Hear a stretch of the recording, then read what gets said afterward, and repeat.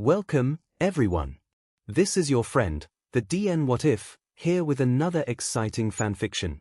Today, we're diving into the story of What If Deku Was Raised by All for One. If you enjoy this video, don't forget to hit that like button and subscribe for more fanfiction content just like this. Now, let's get started with the fanfic. 5 years ago. Father still isn't back yet. I'll just be gone for a few hours, a day at most, Father had assured him before stepping out in the suit he saves for special occasions. Izuku knows that oftentimes, his father lies, but Father has never before been gone longer than a day. It's been over a week. Izuku could be worried, but instead, he finds himself filled with a sort of sick hope. He knows he shouldn't, he knows that he should want his father to come back. But he just can't. These past 11 days have been the calmest of his life. There's no one telling him what to make or eat, no one proofreading every piece of his homework, no one taking him into the basement for all sorts of training at all hours. It's just Izuku and whatever Izuku wants to do. He makes himself meals his father would never approve of. He eats dessert without father's permission. He watches hero cartoons on the television instead of the news father always puts on. Despite the comfortable haze Izuku settles into, he always dreads coming home from school. What if today is the day he comes back? A couple nights, Izuku doesn't go home. He sleeps in the park on a bench or with a sleeping bag in an alleyway. He could be scared, but, honestly, nothing scares him anymore. Nothing but Father. On the 11th day, Izuku goes home after school. He's had enough restless nights outside that his back is starting to hurt. If Father is here, then Izuku might as well deal with him now rather than later. He steps up to the door and silently turns the key. It swings open with less sound than Izuku makes breathing. Father's shoes are there, scuffed and so worn they are barely usable anymore, but they are there nonetheless. Izuku's blood runs cold but his face doesn't show it. He enters, closes the door, and switches into his slippers. Father! Izuku calls. I'm home. Silence. Nothing. Izuku's fingers twitch, nervous energy needing somewhere to go. Where's their routine? Father is supposed to respond with, "Welcome home, Izuku." Then, once they're in the same room, they'll engage in a safe conversation about how each other's days were. But, Father doesn't say welcome home. He doesn't say anything. Izuku debates, for a moment, ignoring the fact that his father should be here and just continuing on with his day. But then he considers the hours of chastising he'll likely get later for not properly greeting him, and Izuku goes in search of him. The first thing he notices is the beeping. He can hear it from the hallway. It's not particularly loud, but accompanied by the rhythmic heavy breathing, it's sufficiently unsettling. Izuku knocks on Father's door twice, like he always does. "Izuku?" asks a voice that isn't his father's. It's rough and quiet and broken and half-air and lacks the confidence Father's voice has. Izuku doesn't want to open the door. "Izuku," the voice says again. "Come in. Please." He opens the door anyway. Izuku doesn't recognize the room. He isn't sure how it was remodeled so quickly, but then he remembers he hasn't been home in 3 days. Right. The wall of bookshelves has been replaced with a pair of bulky machines, both spewing an uncountable mess of tubes and wires leading into the wall and the bed. The bed, which had once been covered in a comforter and a mass of pillows, now has nothing but a sheet. And a man. The man is hooked up to many of the wires and tubes, but Izuku's eyes don't stay still long enough to catch what is leading where. The man wears an oxygen mask, which is likely what dulls his voice. Above the mask lie bandages which fit tightly against the entire top half of his face and over his hair, or, based on how tight it is, maybe he doesn't have any hair. Izuku's eyes linger on the bandages, on the fact that they cover his eyes, but there's so much new information in this room alone that Izuku can't process everything. "Where were you last night?" the man asks in that half-choking voice of his. Izuku grips the doorknob a little tighter. "Where's my father? Midoriya Hisoshi?" The man's entire body tenses and the beeping speeds up for a moment before settling down again. "Izuku," he sounds sad, dejected, but Izuku is the one who doesn't know why this injured stranger in his house. "Who are you?" Izuku asks, trying to hide his fear. The man takes a moment to just breathe because he needs to consciously think about the action and then says, I am your father, Izuku. I am Hisoshi. Izuku bites his lower lip. You're not, he whispers. You can't be. Here, the man reaches out his hand slowly, the process obviously measured. I'll prove it. You don't have one right now, do you? I'll give you one. Which do you want? Airwalk? A strength enhancer? Pull? I've been gone far too long. You can pick whichever you want. Izuku lets out a breath. The choice. His father rarely lets him choose which quirk he gets, and he already knows his answer. Of course he does. Pull, he announces, trying to sound confident. I want pull. The man Hisoshi smiles behind the oxygen mask and curls his fingers in a beckon for Izuku to move closer. Come here and I'll give it to you. After a moment of hesitation, Izuku lets go of the door handle and steps into the room. It smells like a hospital, which Izuku only recognizes from the time father got paranoid over a simple cold and they went to the emergency room. You don't have to be scared, Izuku. Izuku takes a deep breath and reaches out his hand. As soon as they touch, he feels it, the power which constantly buzzes under his father's skin, the myriad of quirks which are so close but never within Izuku's own reach. And then, like a chill running over his entire body, a part of that power transfers to him. A single quirk. More than Izuku himself has naturally, but just a fraction of his father's power. He feels the already familiar tug of pull, his favorite quirk out of all the ones he's tried so far. Believe me? His father asks, withdrawing his hand. Yes, sorry. Father. Izuku glances up at his father's face but can't bring himself to look for longer than a second. There was a villain attack, father supplies, on my way home from the meeting. They got the car and... Before I realized what had happened. Izuku swallows. In the silence all he hears is medical equipment and father's heavy breaths. I was in the hospital, father continues. And... this had happened. How long ago? Izuku asks quietly. What?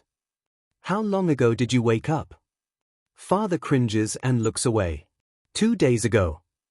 Izuku flinches, but keeps his voice carefully even as he says, I see, and leaves the room.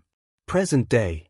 Since you're all third years, now, it's about time we discuss high school aspirations, their homeroom teacher announces. There's a moment of silence before he continues, who am I kidding, you're all looking to become heroes. The class erupts into excited chatter and cheer. Midoriya-kun and Bakugo-kun. The teacher begins, quickly getting their attention. You've both already decided on trying for UA, correct? Katsuki just grunts an affirmative. Yes. Izuku answers cheerfully, pumping a fist into the air. He deflates after a moment. Is it just us who are applying? The teacher scrunches up his nose. Yes, as far as I know. Izuku frowns. Why isn't anybody else applying? He turns to the classroom as a whole, and they know someone will have to answer. We don't, have suitable quirks, you know, a boy answers, rubbing the back of his head. Nonsense. Izuku answers with a clap of his hands. First off, it's not just the quirk that makes the hero. Secondly, all of you have quirks that could be used for heroics if you tried. They've all heard this speech before, but none of them interrupt him. They know better. Yes, Midoriya-kun, you're quite right, the teacher states after clearing his throat. Now, let's get back to class, everyone. Izuku walks home alone, like he does every day. Once, many years ago, Katsuki had tried walking home with him, seeing as they only lived a block away from each other. Izuku's father hadn't approved and they never did it again. So, Izuku walks home alone, earbuds playing energetic classical music. He takes the slightly longer route. He likes this way better, it's less direct and more scenic. His class got out a bit early, anyways, so he can spare the extra minute. As walks under the overpass, he doesn't hear the saw cover slide open or the animate slime crawl out. He isn't even aware he's in danger until he can't breath. Liquid slides past his earbuds and into his ears, his nose, and his mouth. He struggles, bites down, claws, tries to hold his breath, but there's only so long he'll be able to last. His current quirk, pull, is useless in this scenario, and is fully aware of this fact as his vision wanes and all he can hear is his heart beating much too quickly in his ears. And then it's over. The villain bursts away with a gust of wind. Izuku drops to his knees and tries to breathe. Someone hits his back and he coughs up remnants of the slime until his lungs are free. Izuku blinks away tears and sees none other than the number one hero. All Might, Izuku breathes. All Might smiles down at him with the same smile Izuku has seen everywhere: the news, the internet, posters, t-shirts, except it's here, in real life, and it's directed at him. Izuku can't help but smile back. "How are you feeling, my boy?" All Might asks, voice echoing against the walls. "Great," Izuku answers as he pushes himself to his feet. "Wow, I seriously can't believe you're All Might. You are All Might, right?" All Might laughs. "Of course I am. However, I am in a hurry, so if you're all right I must be going." "Oh, don't worry about me. I'm totally fine." All Might furrows his eyebrows. "If you're so sure," he mutters, but still louder than anyone's natural speaking volume. "Please get checked up at a hospital just to be safe." And then All Might leaves in a flurry of movement that Izuku's eyes can't track. Izuku smiles at the memory of All Might and searches the underpass for his backpack. It's soaked and a little slimy, but otherwise the contents are relatively fine. He immediately calls his father. "Izuku?" his father asks, a semblance of concern riddling his voice. "Are you all right?" "I'm running a few minutes late," Izuku says, already walking. "I'm totally fine. I'm not hurt at all. I just got in a little altercation with a villain." "Really? What happened?" "I'm not entirely sure myself. I can explain once I get home. I'm 10 or 15 minutes away at this point." "All right," his father says, not sounding very convinced. "As long as you're safe." "I am. Love you. See you soon." "Love you too." Izuku doesn't expect to encounter another villain on his walk home, but he does. So, he does what he always does when he comes across a villain attack on his walk. He texts his father he'll be a couple extra minutes late, and steps forward to watch. He knows he's more than a bit hypocritical as he judges the civilians gawking at the event, doing nothing more than gossip and complain. He tries to convince himself that he's different, that he's observing for analytical purposes, to learn something, but it doesn't work. He weaves through the crowd, already making observations. The smell of smoke. Unusual silence. The heroes are normally louder, flashier. A reporter is narrating, but it's hard for him to understand over the hum of the crowd. When he finally breaks through, he realizes what's going on before the reporter says it. The heroes are unable to interfere with the situation until someone with a more suitable quirk shows up. Unable. The word weighs on Izuku, pushes him down until he can barely breathe. Because there's a victim, right there, suffocating like Izuku was just minutes before, and no one is doing anything because the heroes have unsuitable quirks. Because the risk is too high. Because the victim is fighting back the only way they know. How? Their eyes meet and the victim is no longer a victim, but Bakugo Katsuki. Izuku is moving before he realizes it, the previous weight propelling him like a spring. His father's words echo around him, surrounding him. Heroes are naturally selfish, Izuku. They're only in for the money or the fame. Izuku knows the limits of his current quirk. He knows it isn't suitable against a liquid pile of slime. But Izuku goes anyway, running past the reporter and the couple of heroes who try to stop him, reaching out with pull and finding the villain's two eyes. He doesn't stop running even as he takes them in his grasp and pulls them towards him. He only tertiarily registers the villain's screams, more focused on Katsuki. Izuku wishes he could pull bigger things, just pull Katsuki himself out. But he can't. So instead he reaches out with his hands, ignoring the blistering heat, ignoring the slime tugging at him. A familiar burst of air disintegrates the slime and the shout of, "I am here," ends everything. "What were you thinking?" Kamu Woods asks him as he sits on the end of the ambulance, a blanket wrapped around his shoulders. Katsuki is right next to him, getting an entirely different speech from another hero. Izuku drops his head and lets a few tears out. He wraps his arms around his chest. I wasn't," he says. "It just I had and then I was running." Hey, Kamu says, crouching down, putting his hands on Izuku's knees. It's okay. I'm sorry. We were all just worried for you. What you did was very dangerous. You could have seriously gotten hurt. Izuku nods and wipes the tears from his eyes. Katsuki scoffs. I need to call my dad, Izuku says. Kamu stands up and gives him a small smile. Of course, go ahead. Izuku takes his phone from his bag, which one of the heroes had placed on the ground beside them at some point, and dials his father. Are you all right? His father asks, slightly desperate. Izuku sniffs. I'll be fine. I don't know how much longer they'll keep me for, so I don't know when I'll be able to make dinner. Don't push yourself, please. I'll order us something. You've had a long day. Thanks. And you're sure you're fine? Physically? Yeah. I got checked out by a medic and everything. Just promise you'll stay safe. Promise. I love you. Come home in one piece. Love you, too. Bye. Oi, Izuku. Katsuki grunts after the heroes leave. Izuku just hums in response, turning to look at Katsuki. What was that crying sheet about? We both know literally the only thing you do is think. Izuku snorts. You know just as well as I do, Kachin. Katsuki rolls his eyes with enough drama to roll his head with them. It was one of your ploys, sure, but how does looking like a little beach help you? Kachin, Izuku begins with a little more condescension than he had intended. Is now really the right time to talk about this? And why should I just give you the answer, anyway? You're smart enough to figure it out on your own. Katsuki snarls and turns away. Fine. And I hope you're not expecting a thank you. 'Cause you ain't getting one. Izuku just smiles. Of course not. He finally leaves after an hour of a police and a hero interview. Less than 5 minutes into his walk, he runs into All Might again. My boy.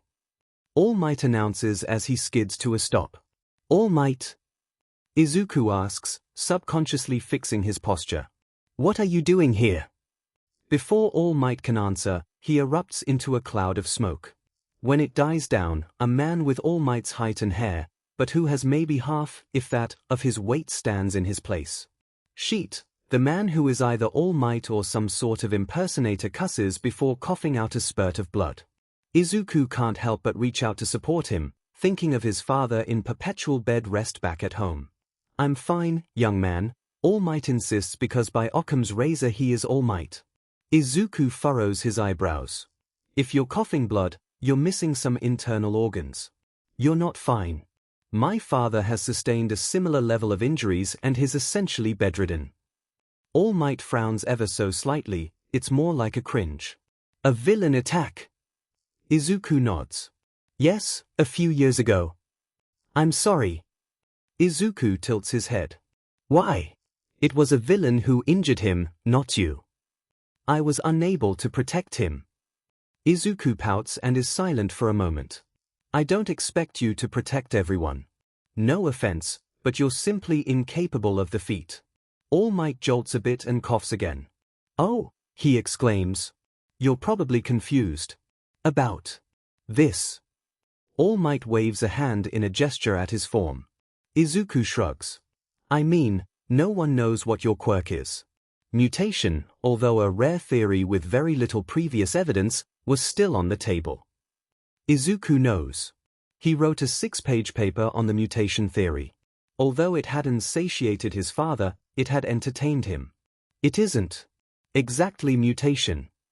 All Might somehow manages to look sheepish, an expression Izuku never would have imagined on his face before.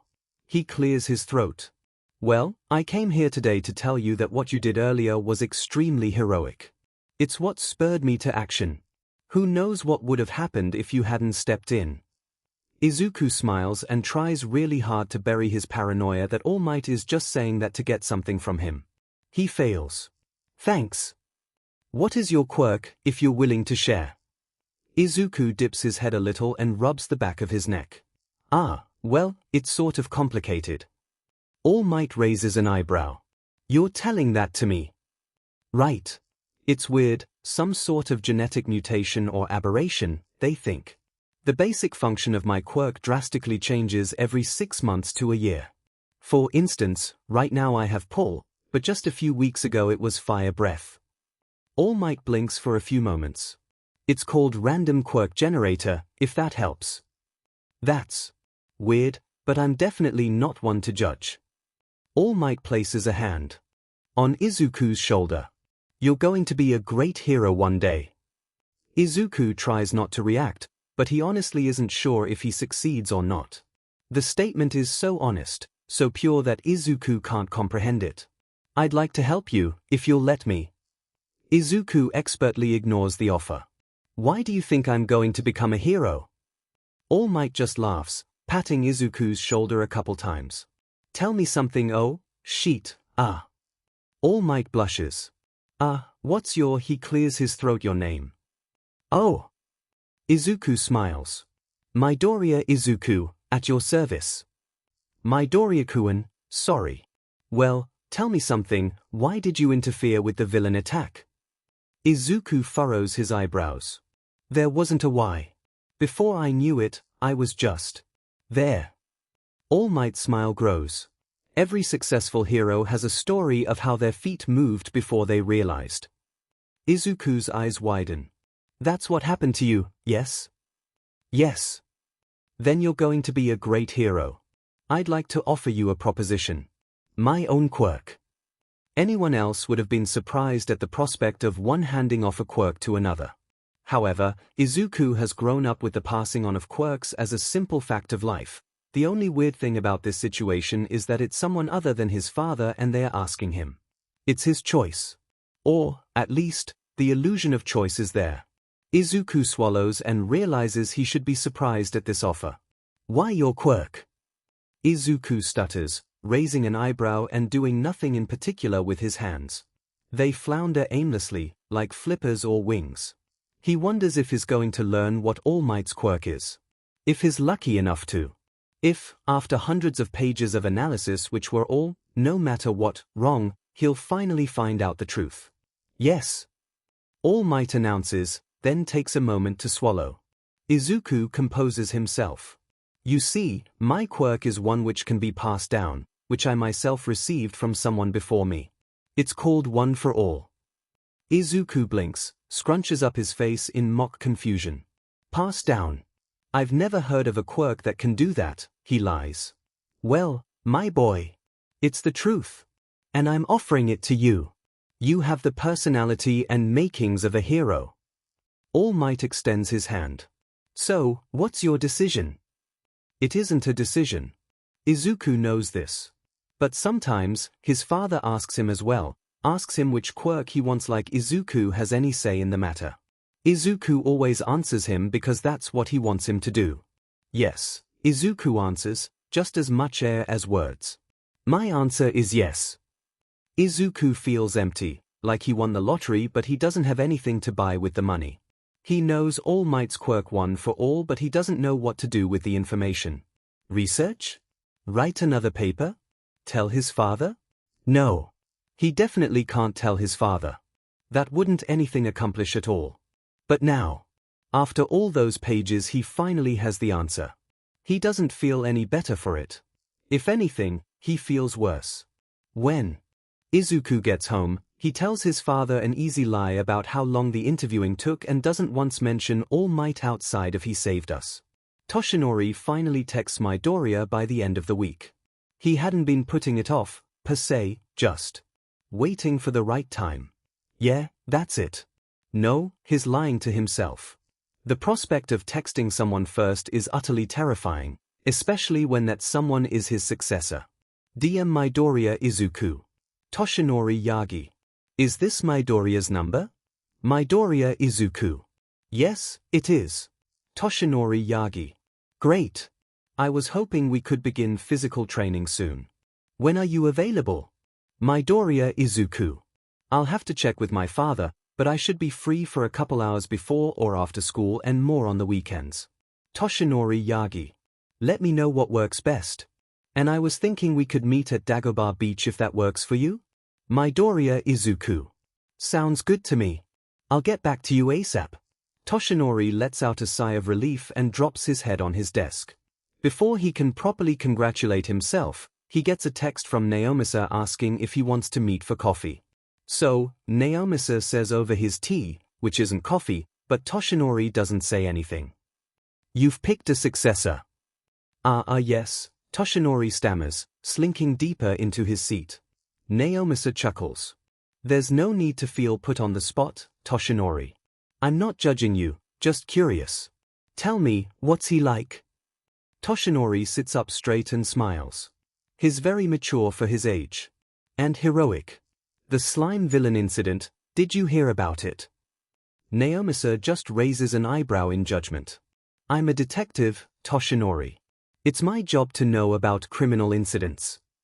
Toshinori lets out a breathy laugh. Right, of course. He's the one who tried to save the victim." "Oh. Yeah." Even though his quirk wasn't well suited and he'd already encountered the villain once before. "Oh," Naomasa begins, "here's that kid." Toshinori blinks. "What kid? Who else would he be?" "Nothing." Naomasa waves his hand and shakes his head. "Continue." "Okay. I mean, his selfless is basically my point." "How well do you know him?" Enough." Naomasa sighs and rubs his eyes. "I'm not going to tell you that this is probably a bad idea, because it is your choice, but please try to think about your actions once in a while. Please? For me?" "I do." Naomasa rolls his eyes. "Sure, whatever you say." "I do, Naomasa." Naomasa doesn't look even remotely convinced, but before he can chastise Toshinori more, the buzzing of his phone interrupts them. "Sorry, I have to go. Work." "No worries. It was great catching up with you," Toshinori says as he stands up. Naomasa smiles, says goodbye, and heads out. They meet that Saturday at 9 in the morning. Toshinori shows up 30 minutes early only because he couldn't really sleep and waiting around his apartment was giving him anxiety. He sits idly on a bench just outside the entrance to the beach, trying to look busy on his phone, when he sees Midoriya walking down. "Midoriya-kun!" Toshinori yells with a wave of his hand, standing up. Midoriya smiles and jogs over. "Hello, sir." When he stops just a few feet away, he asks, "Is there anything specific you'd like me to call you while you're in this form? If not, I can continue with sir and sensei." Toshinori debates before answering, "Yagi is fine, my boy." The smile he's met with is more than worth it. "Yagi-sensei it is, then." Toshinori coughs into his fist at the honorific. "Sensei? You really don't have to. Would you prefer Shisho?" The casual way in which Midoriya asks causes heat to rise to Toshinori's cheeks. "And no. Just Yagi is fine, I insist." Midoriya pouts, but says, "If you say so." "How about we get started?" Toshinori asks loudly, trying to change the subject. "Sure. You said this is physical training, right? I already have some experience with physical activities, but not too much." "Really?" Toshinori takes in Midoriya's brand new bright red sneakers, which look like they belong on a display shelf, his half-mesh black leggings, his loose long-sleeved athletic shirt, and the bright red hairband keeping his hair back. "Yup. I have 2 or 3 years of MMA." Toshinori almost chokes on nothing in shock, 6 of gymnastics, and I regularly do my father's physical therapy with him, so I think I'm in shape. Toshinori blinks, then realizes he's supposed to say something. "Oh, wow. Well, this probably won't take as long as I thought, then." "This?" "Yes." Toshinori announces and opens his arms wide. "Clearing the beach. People have always been throwing their trash here, so you're going to drag it to the dump." Midoriya smiles and swings his backpack, a small, leather thing that rivals the price of his shoes, and pulls out a pair of thick working gloves. "I thought you might say that, so I came prepared." Toshinori watches as Midoriya puts on the gloves and stands up, feet shoulder-width apart. "Are we starting today?" Midoriya asks. "You keep surprising me, Midoriya-kun." Toshinori shakes his head and sighs. "How about this? I give you a daily exercise schedule, a special diet plan, and you work at your own pace on the beach. try to get from that refrigerator with the 3 tires on top to the overturned pickup truck within 6 months. Does that sound reasonable? Midoriya looks at the pile of trash before saying, everything except the meal plan. My father is very specific about what I eat. Alrighty. Toshinori pulls a crumpled piece of paper out of his pocket. Here's my original exercise plan. I'll likely end up changing it to take into account your experience. Midoriya scans it quickly, nodding. Yes, this is reasonable. I can probably start out heavier, though. For now, how about I just skip the first month's plan and start on the second? Toshinori taps his chin in thought before answering. That sounds acceptable. I'll try to write up a new plan for you as soon as I can. Cool. Midoriya places the paper in his bag and starts stretching. I have a quick question, and don't feel obligated to answer it if you don't want to. Shoot. Why are we doing physical training? I mean, I know it's important to have both endurance and strength as a hero, but I already have above average both of those. Great question. Your body is not yet fit enough to support my quirk. If you took it now, you may or may not explode. Midoriya blinks up at him. Oh. Wow. Okay, then. Don't worry about it. Toshinori insists with a smile and a thumbs up. That's what the training is for. Right. Midoriya responds, pumping his fist into the air before returning to his stretches. After another minute of Midoriya stretching and Toshinori scrolling through news on his phone without actually reading any of it, Midoriya speaks up again. Oh, Yagi-san, what kind of music do you like? Music? Oh, I like Western classic rock the best, American bands you probably haven't heard of. American? Midoriya smiles and pulls out his phone. My workout playlist is almost exclusively American. Could I play it? Really? Yeah. Go ahead. Midoriya drags a mostly broken washing machine across the sand while Seven Nation Army blares from his pants pockets. Midoriya, to Toshinori's surprise, is singing along easily despite both the strenuous activity and that the song is not in Japanese. Hey, Midoriya-kun? Toshinori asks from his perch atop the washing machine. Midoriya stops mid-word to say, yeah? Do you know English? Midoriya chuckles. Ish. I can understand it pretty well, but speaking it is a different story. Impressive. Midoriya shrugs despite the weight he's supporting. Not really. Maybe if I were fluent. You're what, 14, and can already understand a second language? That's impressive, Midoriya-kun. Thanks, he says without his usual enthusiasm. I mean it. Midoriya drops the washing machine off at the side of the road and catches his breath for a moment. I know. Toshinori doesn't know if he believes him or not. But then Feel Good Incorporated comes on and somehow Midoriya knows all the words. Izuku doesn't know how to handle All Might Yagi sometimes. Most times. Yagi is just so different from literally every other adult he's ever interacted with. He doesn't lie, or if he does, he's better at it than father, but that seems a bit too far-fetched. And Yagi is so straightforward. Whenever Izuku's teachers compliment him, it's because they want to get on his father's good side. But Yagi is just complimenting Izuku to compliment him, and Izuku doesn't know what to do. Yagi doesn't even know father. Hopefully. You're almost there. Yagi cheers from the roof of the dishwasher while he holds a box of something that Izuku knows must be heavy. You only have a few more meters to go, my boy. There isn't any purpose to Yagi's words other than to motivate Izuku. The worst part is they are working. When Izuku stops next to the washing machine, already sweaty and short of breath, Yagi hops down and places a hand on his shoulder. Good job, my boy. There isn't any malice. No hidden passive aggression. At this rate, you'll probably finish the goal before the 6 months are up. He means every word he says. Thanks, Izuku says in lieu of having a real conversation. No need to thank me. It's the truth. Izuku doesn't know how to respond to that, so he just smiles and hopes it's enough. Izuku exercises for an hour every morning before school and 2 hours after classes at the local gym. Then he comes home, makes and eats dinner with his father, and works on clearing the beach for 2 or 3 hours. Sometimes, Yagi shows up and keeps him company, but most of the time he's only free on the weekends, when Izuku works 9 to 3 straight save the lunch break. It's tough. He's up late into the night working on homework or studying. But Izuku knows it will be worth it. A couple weeks in, as they take a break from hauling to eat the lunch Izuku packed, he packed one for Yagi, too. He does every day.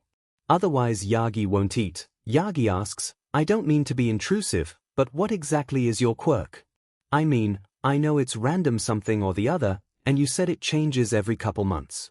But, like, what does that mean?" "Oh, sure. Well, remember when we met?" Izuku asks, setting his bento down. "Of course. I had the quirk pull back then and I could telepathically pull small objects or parts of objects towards myself. Now, I have empathy, and I can see emotions as colors. I don't have pull anymore, and there's a chance I never will." In reality, about a week ago, Father had taken pull back and given Izuku empathy in turn. Father hadn't said anything, hadn't told Izuku why he switched his quirks. Izuku didn't ask because there wasn't any point. Father never told him. "Weird," Yagi says, then waves his hand, eyes wide. "No offense or anything. I've just never heard of a quirk like yours." "None taken, Yagi-san. It's extremely unpredictable. I could wake up tomorrow with an entirely different quirk and I wouldn't have any warning." That is, in a way, the truth. Father doesn't ask Izuku permission to switch out his quirks. He just does it. Sometimes he does it while Izuku is sleeping. Yagi cringes. "That sounds annoying." Izuku shrugs. "I've gotten used to it." "What are your parents' quirks?" "My father's is fire breath," Izuku lies without second thought. "My mother had some version of pull, I'm pretty sure." "Had?" "Yeah. Oh, she's dead." Yagi flinches and his aura turns a light gray-silvery color. Sadness? Or maybe guilt? "I'm sorry," Yagi says. "Don't be. I never knew her. She died in childbirth." "Oh," is all Yagi says, and then the conversation dies down into awkward silence until they finish eating and head back to cleaning up the beach. Midoriya's phone pings as they lug a wheelless van across the sand. Midoriya could maybe drag it on his own, but Toshinori had taken one look at it and gone, "Nope, this one's a group project." "Sorry, Yagi-san," Midoriya begins, slowing their momentum down to a stop. "I should check that." "No need to apologize, my boy. I would hate for you to worry your father." They let go of the van and Midoriya checks his phone. Toshinori has never met Midoriya's father, but from what is heard, he's a respectable man. Unlike some other parents Toshinori knows, Hisoshi is still protective of Midoriya even though he's fully independent at his age. Much of that protectiveness likely comes from Hisoshi's own experience as a victim of villains. Some may argue that Hisoshi is overprotective, but Toshinori much prefers overbearing parents to those who don't care at all. "It's a Hero Watch update," Midoriya tells Toshinori, sounding surprised. "Endeavor is fighting a villain in town." "Endeavor?" Toshinori asks, equally surprised. "Yeah. I've never seen him out here before. I wasn't aware he left Tokyo." Toshinori snickers at the casual diss and says, "Do you want to go check it out?" Then, remembering that Midoriya's father has left the boy in his care, adds on, "Is your father all right with you chasing after villain attacks?" Midoriya chuckles. "He tolerates it as long as I promise not to get too close." "Are you sure you're fine with cutting our training short?" Toshinori pumps a fist into the air. "Young man, the brain is just another muscle. This way we can train it, too. Also, Endeavor is the number 2 hero. It'll do you some good to see him in battle." "Awesome. We should get going then." Toshinori drives them to the location after Midoriya convinces him that this is not a good reason for him to use his quirk. They get there within 5 minutes of receiving the notification and Midoriya almost throws himself out of the car as soon as he parks. "Slow down, my boy," Toshinori says with a light-hearted laugh, but Midoriya still jumps in place, obviously excited. "This will be my first time watching a hero battle with empathy," Midoriya exclaims. I'll be able to collect so much more data. Let's go. Toshinori smiles and finally pulls himself out of the car. Midoriya takes that as his cue and runs straight for the crowd of Gawkers. When Midoriya moves to head into them, Toshinori pulls him back by his shirt and gives him the best disappointing parental glare he can muster. Remember, Toshinori begins. You can't get too close. Midoriya juts out his chin. Sure, Yagi-san, but the problem is I can't see from here. Toshinori looks over the head's crowd with ease at the current throwdown, then smiles down at Midoriya. You could get on my shoulders. Midoriya looks between the crowd and Toshinori for just a moment before nodding. Toshinori crouches down and Midoriya hastily scrambles up his back. He drapes his legs over Toshinori's shoulders, allowing him to grab his ankles, and gently holds onto his forehead with one of his hands. Please don't drop me, Midoriya pleads as Toshinori slowly pushes himself to his feet. I'm a hero, Midoriya-kun. I'm not going to drop you. Around half a minute later, Midoriya tenses. Something wrong? Toshinori asks, wishing he could see his successor's face. Nothing notable happens in the fight. This villain is being particularly evasive and can dodge a majority of Endeavor's attacks. Their quirk isn't obvious, but it may have something to do with reactions or reflexes. No, Midoriya says, nothing. Just, their emotions are stronger than I was expecting. Red, with waves of black. He is furious and full of hate at the same time. Not the villain.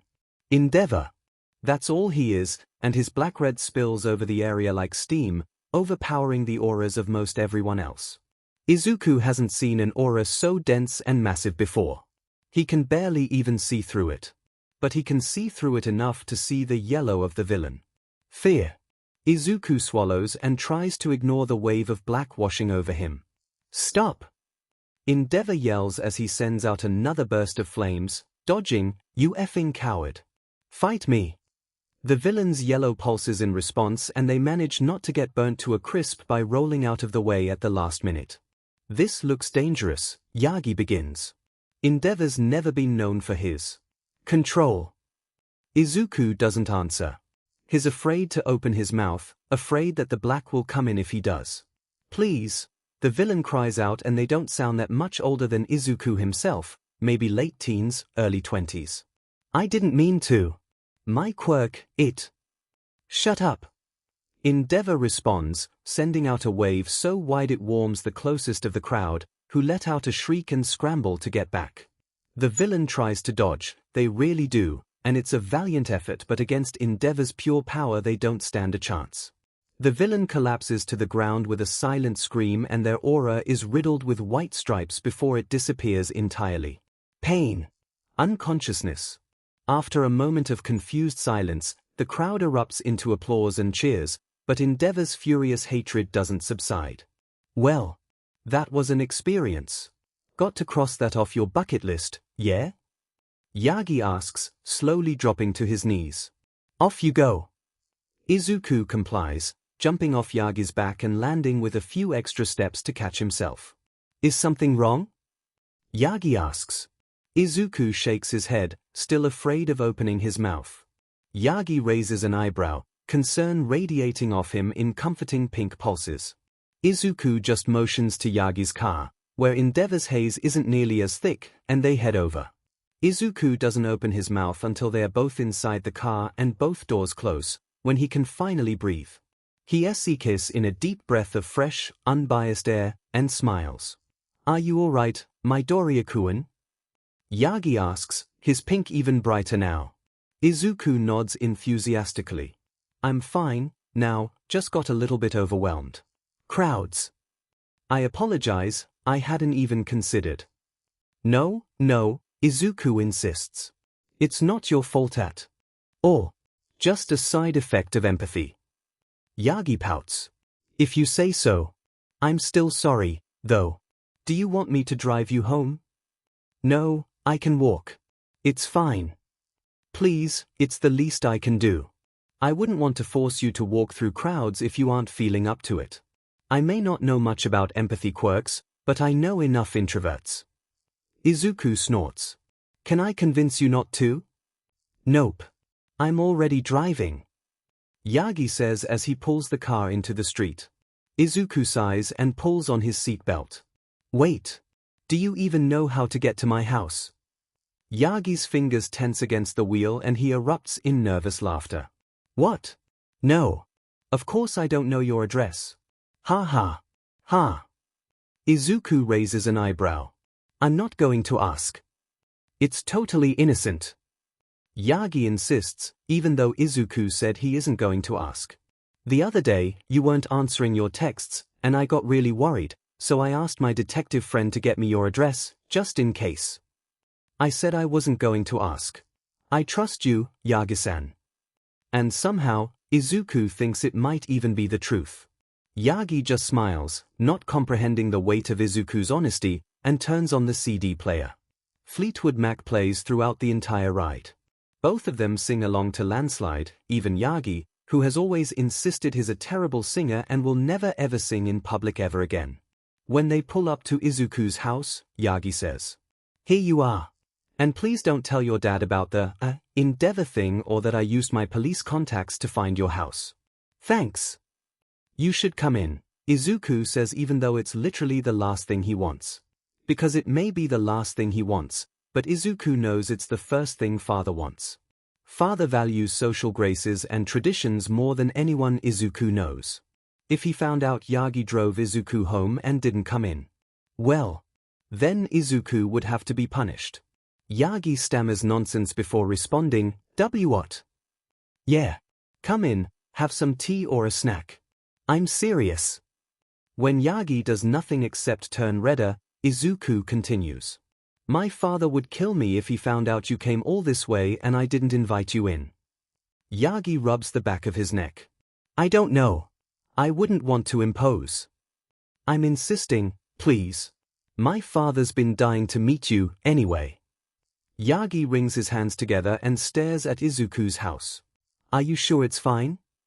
It'd be less fine if you didn't come. Let's go. All for One feels it before they even step onto the property. One for All. All Might. Here, at his house. Wonderful. Father. Izuku calls from the doorway. I'm home. I brought Yagi-san, my physical trainer. Wonderful. All for One exclaims with none of the venom he thought the word with. All for One slowly stands up from his desk and drops his oxygen mask to his neck.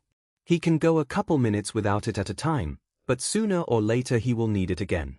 He throws a cardigan on over his polo shirt and jeans and heads to the living room. He can feel One for All more intensely now, like a heat against his skin. It's comforting, reminds him of his brother, and he wants it even though he knows he can't take it. All for One stops between the living and dining rooms, facing the house's entryway with a small smile. Yagi-san, it's a pleasure to meet you. Yagi Toshinori, All Might 8th holder of One for All, grabs All for One's hand and he feels it, so close but too far away, just outside of his reach. Why you too, my Doria-san, the man says. Please, please, All for One says, relishing in the amount of power flirting against his skin. None of that. Hisoshi is fine. Oh, well, call me Toshinori, then. All for One's smile grows. Can I get you something to drink, Yagi-san? Izuku asks from the kitchen. Or a snack? We have water, tea, oranges, cookies. Oh, no, Yagi answers, finally withdrawing his hand. I'm fine, really. Please, you're our guest. All for One begins, leading them to the couches. Sit down. Make yourself comfortable. Drink. Eat. Yagi swallows but sits down on the couch adjacent to All for One's. I suppose I could drink some water. Thank you for the offer. All for One spares a moment to breath through his mask as Izuku hands Yagi a cup of water and sits down next to him. So, All for One begins after catching his breath. Izuku hasn't been giving you any trouble, has he? No. Yagi exclaims. Of course not. My Doria-kun has been amazing to work with. In all honesty, sometimes I fear he may be spoiling me by making my job so easy. Don't sell yourself short, Yagi-san, Izuku says. You're a great teacher. Yes, Izuku is right, Toshinori. Over the past 4 months, I have watched him improve as a person under your guidance. Yagi sputters. I really haven't done much. Not yet, All for One thinks. But soon you'll give him one for all. And that's more than I could have ever asked for. What kind of training have you been doing? All for One asks. Izuku hasn't told me much. Anything, actually. They've both properly ignored the topic since Izuku mentioned he would be doing some extra training. We're just working on clearing the beach. Dagobah Beach. You know the one. Is that the one people use as a trash dump? Yeah. I'm having Izuku clear a portion of it before entrance exams. Entrance exams? Such a specific deadline. Izuku's attempts at not reacting are commendable, but All for One notices the way he turns his body away, how his shoulders close up slightly. Oh? Entrance exams? All for One asks, biting the law Yagi unwittingly dropped. Yes, Izuku answers a little too quickly, obviously to keep Yagi from responding. Some schools require a physical exam along with a written one. Yagi-san is helping me ensure I'm in perfect shape. And what schools are you looking at? All for One asks. You, of course. Yagi answers with naive enthusiasm. I had no idea you were reaching so high, Izuku.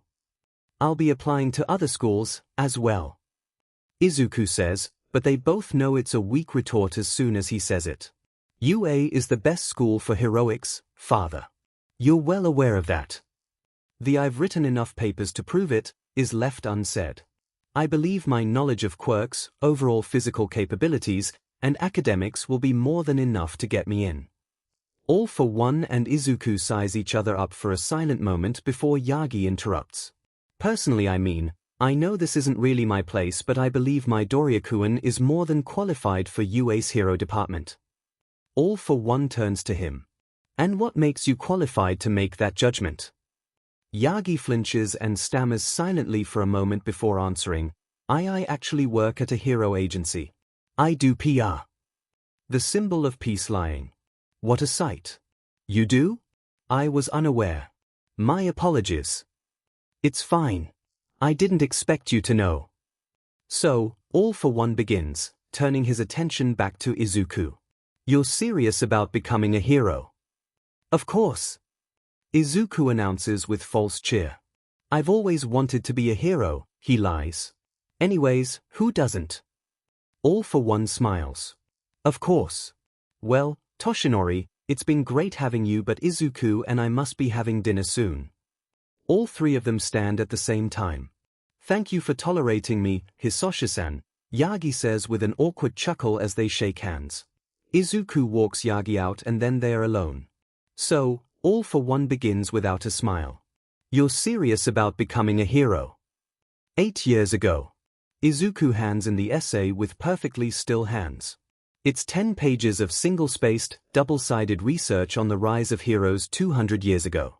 His father skims it with barely a fraction of the attention Izuku put into it, 6 hours straight of work without break. When his father reaches the end, he drops it onto the desk and leans back into his seat. Wrong, he says. It's all wrong. Izuku tenses. Most of it came directly from .gov or .edu sites. And you trusted them? I didn't see a reason not to. Father chuckles and taps his fingers against the desk. I see. Well, there isn't a better time to learn the reasons than today, is there? Sit down. We'll start now. Izuku sits down and listens. Heroes were created for a single purpose. Propaganda. Father stands up and begins slowly pacing the perimeter of the room. When quirks developed, society feared them. Those with quirks were ostracized, considered something less than human. When people started using their quirks, no matter the reason, they were called criminals. And then villain when the term criminal wasn't harsh enough. A group of quirk holders in America took the law into their own hands, fighting criminal quirk holders. Are you taking notes? Izuku is. As soon as father said we'll start now, Izuku pulled out his phone and started a document.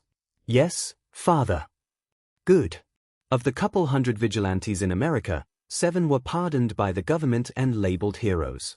The rest were incarcerated. After that, other nations began handpicking heroes out of their quirk holders, as well. This, in effect, left the conflict only within quirks, further isolating them from those without. Any questions? Izuku racks his brain for a question because he knows, if he doesn't ask one, it'll look like he wasn't paying attention. Why only 7? He blurts out. Of the original vigilantes, why were only 7 pardoned? Father stops pacing and clasps his hands behind his back. Why do you think? Izuku likes his lips and stares at his phone, brain churning through the little bit of information he has. The only theory that really sticks out is propaganda. They were the only ones good enough to be shown in public. Exactly. Father answers with a smile, returning to pacing. Those 7 had the best quirks, the best backgrounds, and were the most physically appealing. The other 258 didn't cut it. Before Japan could adopt heroes, they had their own set of vigilantes. Do you know who I'm talking about? No. It's rumored their leader had a quirk quite similar to mine, in fact. It's the reason I'm so knowledgeable on this subject. Izuku subconsciously sits up a little straighter, intrigued. Rumors say he was able to give and take quirks. He, like the vigilantes in America, attempted to bring order to Japan where there was none. The government responded by labeling him a villain and recruiting heroes. Father puts air quotes around the word to take him out. You know why? Izuku searches for the answer for only a moment. He was a threat. Yup. They were afraid of his power, even though he was trying to do the right thing. And heroes, ever since, have been in the spotlight as these perfect peacekeepers. But, do you something, Izuku? Izuku raises his head to see Father looking straight at him. No. Heroes wouldn't exist without villains. Father gives Izuku a moment to write it down, so he does. Word for word. The quote stares up at him, black on white, until Father speaks again and Izuku blinks. And without heroes, society will crumble. Without their symbols of hope, they'd have nothing. Without villains, there would be no conflict for our society to be built around. Father pauses before continuing. Have you heard of George Simmel, Izuku? No, Father. A shame. Write the name down, find a research article or two. Be prepared to explain his relation to this discussion to me by dinner tomorrow. Yes, Father. Any questions? Just. Izuku begins, fidgeting a bit. Father frowns so he stills. You're saying that villains exist for the good of society? Father watches Izuku with a blank face as he states, of course.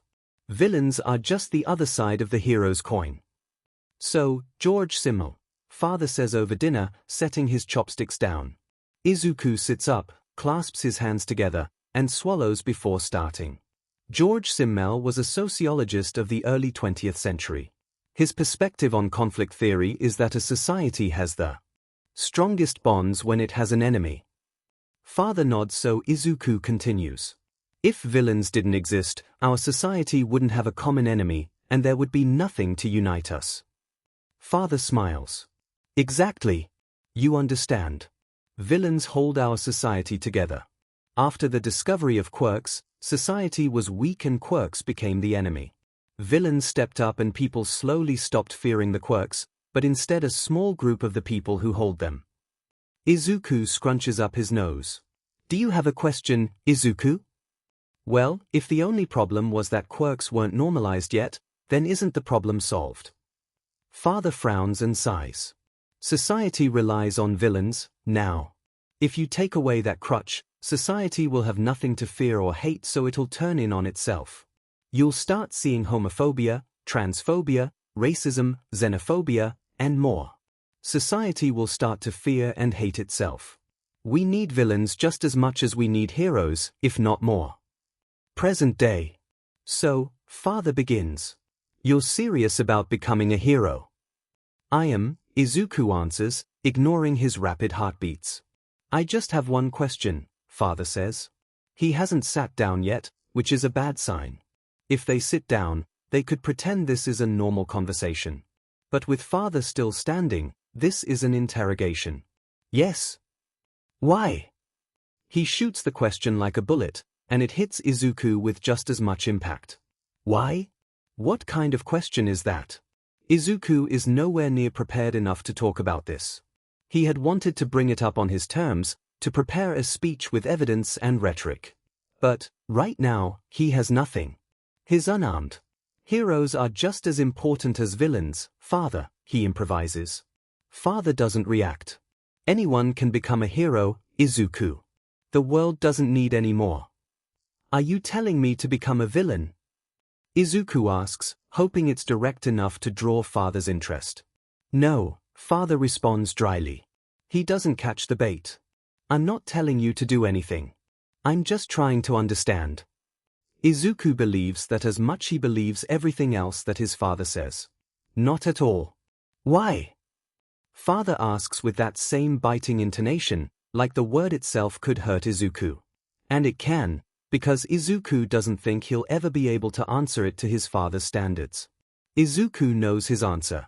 He wants to become a hero to save those who can't save themselves, to protect others from the dangers of the world. But Izuku also knows that answer won't satiate his father. His father only cares about the balance, about the idea that heroes and villains are the same. So, Izuku needs a different answer. The hero industry is corrupt, Izuku starts carefully. Of course it is. Maybe. I think I can fix it from the inside. The weight of father's silence is so heavy Izuku can barely breathe. Izuku starts again to fill the silence.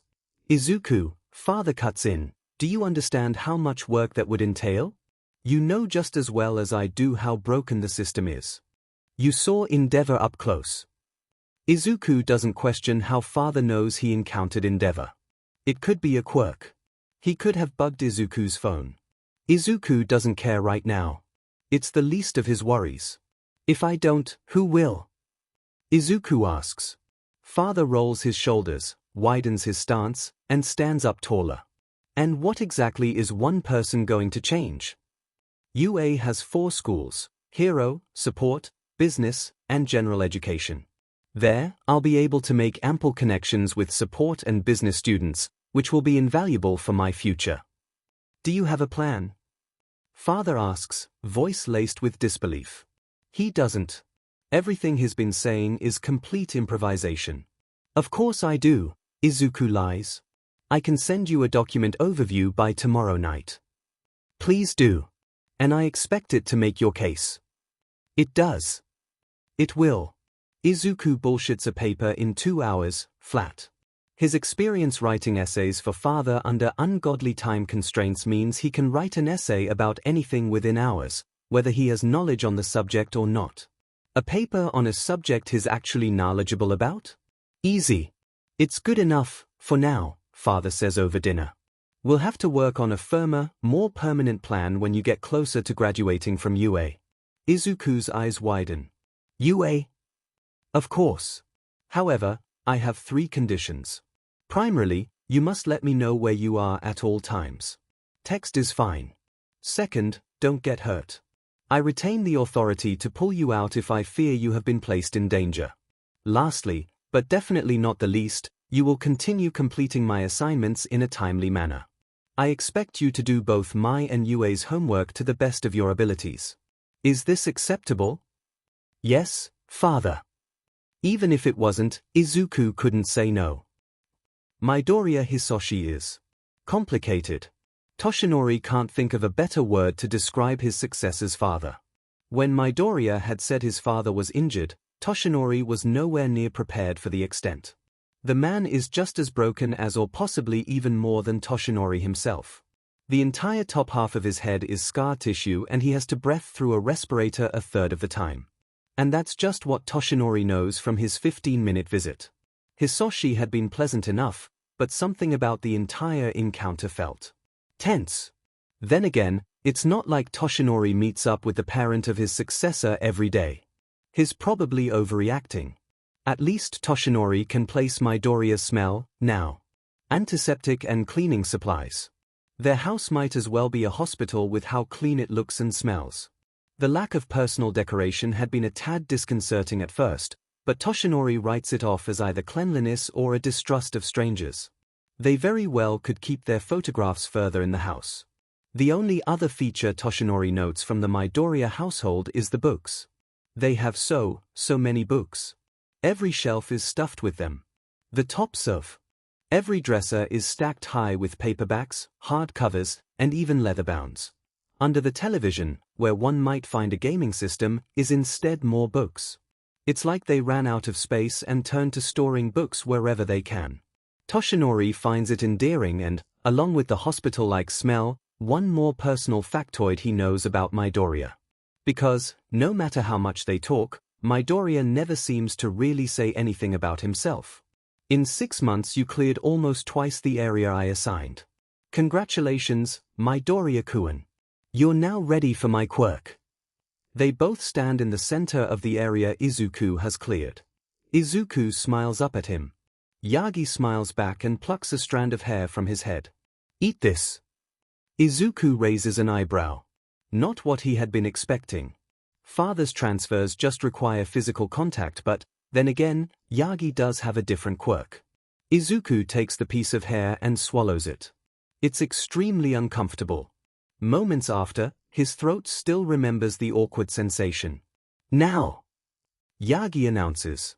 You still have some time, yes? Let's get ice cream. Before dinner. Izuku asks. Yagi laughs and the sound is so happy it tears down any restraints Izuku has. Why not? We're celebrating. Ice cream. Before dinner. Without his father's permission. Sure. Izuku exclaims. Yagi takes him to a small ice cream parlor halfway between the beach and Izuku's house. The brightly colored sign reads Frozen Delights and more, and the window displays plastic, intricate desert replicas that almost look real. This is one of my favorite places to eat, Yagi says as they enter. The little bell above the door dings. They're extremely accommodating to diets and allergies. It's probably the healthiest dessert place you'll find in the city, if not the entire country. Wow, Izuku responds, honestly impressed. The interior of the store is just as colorful as the outside. A collage of random pictures cover every inch of the wall. Izuku sees everything from a cat to a hero to a newspaper clipping to a pie chart to a child's crayon drawing. Along with the couches and plush seating, the place has a casual, inviting atmosphere. Welcome. Oh Yagi-san. The barista, an older woman with bright neon pink hair, announces with a kind smile, waving emphatically at them. Who'd you bring with you? Ah, Yuma-san, this is Midoriya-kun, my.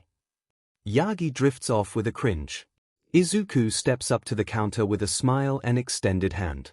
I'm his nephew, Izuku says as Yuma shakes his hand. My parents are out of town, so Toshinori is looking after me for a couple days. Really? I didn't know you had such a cute nephew, Yagi-san. Yuma exclaims. You should have brought him in sooner. Yagi just blinks, mouth agape a tad, and stares at Izuku. I've been really busy with high school applications recently, Izuku continues, smile unwavering. He's been suggesting it for a while, but I haven't had the time until today. Yuma nods. No, dear. Don't worry about it. High school is extremely important. So, what can I get for you? Oh, goodness gracious. Izuku begins with a light laugh, taking in the 3 boards worth of menu behind her. I have no idea. Yuma's smile makes Izuku think that's her intention. Well, let's start cutting things off. Any dietary restrictions? Not particularly, but I don't eat sweet things very often, so something lighter would probably be better. We could go with a sherbet or sorbet, she offers, tapping her chin and staring off into the distance. Or shaved ice. Shaved ice sounds good. What flavors do you have? A light dances across her eyes. All of them. Izuku swallows. All of them. I see. How about you pick something for me and I hope I like it? Yeah, that sounds good. She laughs. I'm joking with you, dear. Here's a list. She hands him a piece of paper with over 24 flavors on it. Izuku scans it until he finds one in particular. Mint, he asks. Yup. You want that? Please. Thank you. Yagi-san, you want your regular, I'm guessing? After a moment, Yagi replies with a delayed, hair? Oh, yes. Sorry. Yagi is pink, but his color shifts erratically. Concern, with underlying confusion. What does he have to be concerned and confused about? Yuma turns from the counter to make their orders, so Izuku steps closer to Yagi. Are you okay? He asks quietly. Yagi smiles at him, but his aura doesn't change. Of course, my boy. I'm perfectly fine. Izuku doesn't push the subject, yet. Midoriya lied. Just like that. So easily, with that same smile on his face that Toshinori has seen countless times before. Toshinori doesn't know what it means. It's a small lie, really, just a white lie. But it's not the content that matters, it's the fact that he did it at all. Yagi-san? Midoriya asks. Are you sure you're alright? Toshinori nods his head and returns to reality. Midoriya sounds concerned enough. No, Midoriya is concerned. Midoriya is his successor, the boy who ran headfirst towards a villain to save his classmate. That's who Midoriya is. I am just a bit distracted, is all. See? That's a lie, Toshinori. How is that any different? Midoriya doesn't look at all convinced. Maybe it feels different because Midoriya was totally, completely convincing. Maybe it's because, for half a second, Toshinori questioned whether or not he actually was Midoriya's uncle. Maybe Toshinori is worried because Midoriya didn't even hesitate before lying. I was asking if your hours are going to change now that we've done the transfer. Toshinori swallows and tries to bury his stupid paranoid conspiracy theories. All Midoriya did was cover Toshinori's own F-up. That's the fact. Yes, they will. By the end of this month I'll be working half the time I used to, and by the start of next school year, I'll only really be on call. Are you okay with that? Midoriya asks, idly stirring his shaved ice. Toshinori shrugs. He won't be doing hero work. As much as he is used to, but teaching at UA should keep him busy, at least. I don't really have a choice. Midoriya pouts. I can't imagine you'll survive sitting around at home all day. Toshinori tries to chuckle, but it sounds fake even to his own ears. Yeah, me neither. Maybe you could get a new job? Something that doesn't require your quirk. Toshinori wonders where this train of conversation is going. He knows he shouldn't tell anyone he's teaching at UA next semester. But, is he really going to lie here and now? Set that example? Toshinori swallows and glances up at Midoriya, who watches him with calm, waiting eyes. Toshinori starts, then stops, clamping his jaw shut. Before he can convince himself not to, he blurts out, I'm teaching at UA. Midoriya's eyes light up like Toshinori just admitted to being Santa Claus. Really? Midoriya asks, with that smile on his face that no, Toshinori can definitely 100% trust it. That's amazing. Would you be teaching any of my classes? Most likely, yes. I don't know much yet, but I do know I'll be teaching some hero course classes. Awesome. Izuku fed up, somewhere. Toshinori's aura is shifting between pink and lime, now, which Izuku recognizes all too well from Katsuki's aura. Distrust. He doesn't know what he did wrong, which is the worst part. He flips through his memories for anything that could have made Yagi lose trust in him, but he can't find anything and he's afraid to ask Yagi because then it'll become real.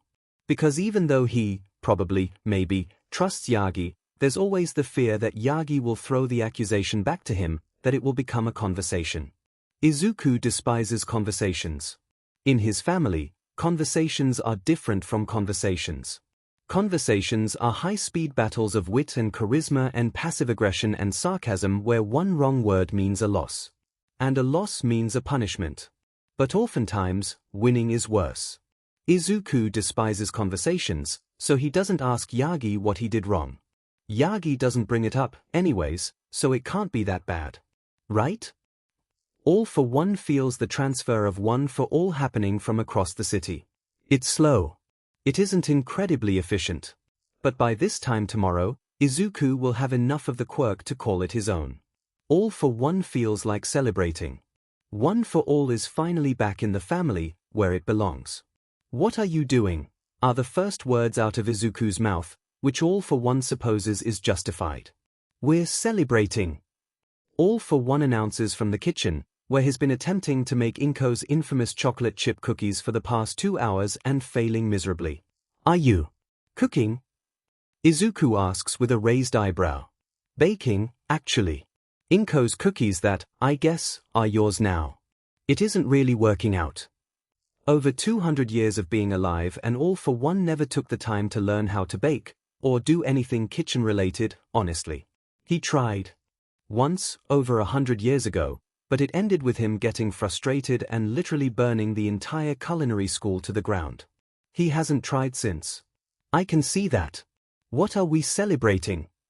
All for One smirks and rinses the flour off his hands. Why don't you tell me, Izuku? All for One feels Izuku tense, the muscles in his body going rigid, and wishes for the umpteenth time that he could see what expression he's making. It's probably carefully neutral, but if Izuku has kept any tells from when he was younger, his smile is too tight and he's flaring his nostrils. Why don't you let me finish the cookies? Izuku counters, already stepping into the kitchen and rolling up his sleeves. I'll make them just like Mom did. All for One tries not to react to the casual title drop. All for One himself never gets anything other than father, and it's impossible not to be offended by the mom Inko gets. Izuku has never even met the woman. She's dead. You do that. All for One begins, ridding himself of the half-scorched apron. But while you do, tell me why we're celebrating. I don't know why you're celebrating, father. I just got home. I'm sure you can at least make a guess. I'm not comfortable guessing. All for One frowns. Are you really going to ruin my day like this, Izuku? And it was going so well. Izuku doesn't respond for a moment, distracting himself with cleaning up from All for One's mess. I apologize that my reluctance to make a guess without any evidence is ruining your day, Izuku states with measured cadence. Don't contort your words like that. I know you're trying to manipulate me. Izuku lets out a breath through gritted teeth. I have no intentions of. You're doing it again. All I wanted was to celebrate you finishing your training, but no, you have to go and make everything into an argument, because you're Izuku. Father. No. I'm done. You make your cookies or whatever. I'm going to my office to work. Don't disturb me. Izuku despises conversations. Izuku gets one for all that night. It wakes All for One up with a lightning bolt of energy jolting through his body. Immediately after, All for One notices something else. Empathy is gone. No, not quite gone. He can still feel an echo of it, quiet and weak, hidden underneath One for All. It's almost like, no, that's impossible, right? Izuku. All for One asks over breakfast. You still have empathy, right? Izuku manages not to be surprised by the question. Of course. Why? No reason. Izuku only has one quirk. All for One is sure of it. Even if he still has the functions of empathy, he doesn't have the quirk anymore. He only has one for all. Which means, give me your hand. Izuku does flinch, this time. His chopsticks bounce against the edge of his bowl. Why? All for One doesn't answer the question, instead tilting his chin up and extending his hand. The safest quirk is regeneration, All for One knows. Even if it backfires, it will still try. To heal him. Izuku, after a moment, reaches out, leaving his hand a couple inches above All for One's. All for One calls regeneration to his fingertips, and places his hand on Izuku's. Izuku receives regeneration without complaint. It's nothing like the Nomus. The transfer goes so smoothly it could rival All for One's own receival, which doesn't make sense because the purpose of his quirk is to take others. But regeneration leaves All for One with no resistance, finding an easy residence in Izuku's own quirk factor. What? Izuku asks, slowly withdrawing his hand, not hiding his surprise. That shouldn't be possible. Regeneration disappears almost immediately. Just like empathy, all that remains within Izuku is One for All. One for All ate them.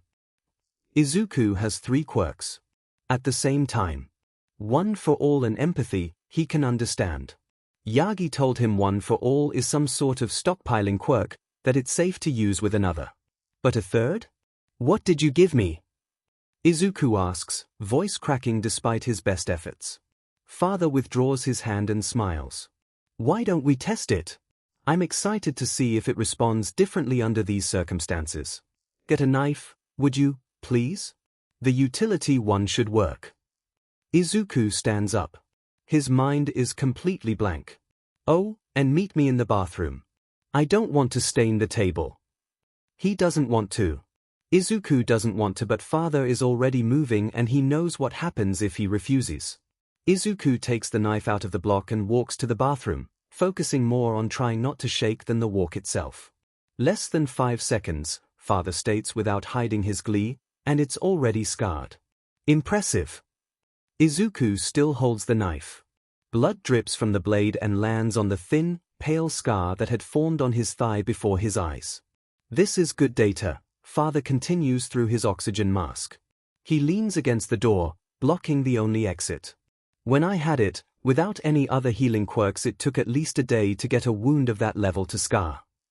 Izuku barely hears him, entranced by the red liquid pooling around him onto the floor of the shower. You did good, Izuku, father says quietly, and it almost sounds honest.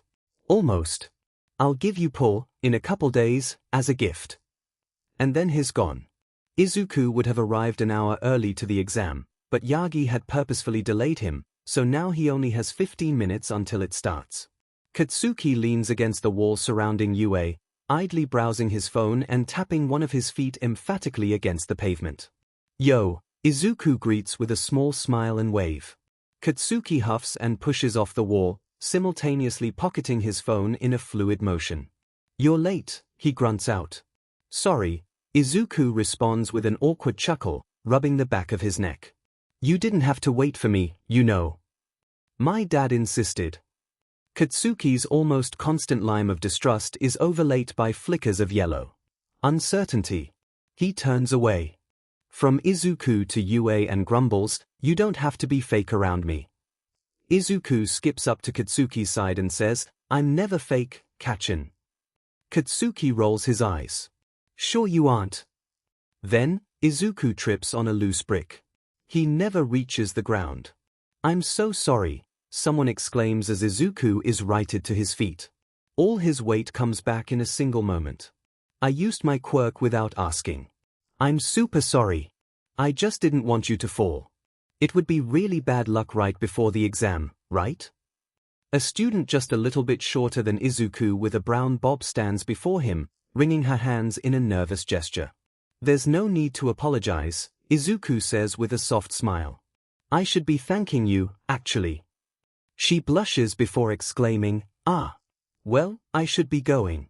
Don't want to be late. Good luck. Then she runs off. God, Katsuki snorts, did you seriously effing flirt at her? I have no idea what you're talking about, Kachin. You're allowed to cheat unless I catch you doing it, the proctor Eraserhead, he isn't even trying to hide it, he's literally wearing his hero costume announces. Make sure none of your electrical devices go off. Or, if they do, that I don't hear them. If you use your quirk I'll know about it, so don't. Use a number 2 pencil if you want your answers to be scored. If you don't want your answers to be scored, leave now and stop wasting my time. Is all of that clear? When no one says anything, Eraserhead begins walking through the aisles dropping paper folders on their desks. Don't open it yet. I'll tell you when it's time. You can fill out the back. It's just your name and information. If you have any questions, ask now. I won't be able to answer them during the test. He drops the folder on Izuku's own desk as Izuku mutters out an almost silent thank you.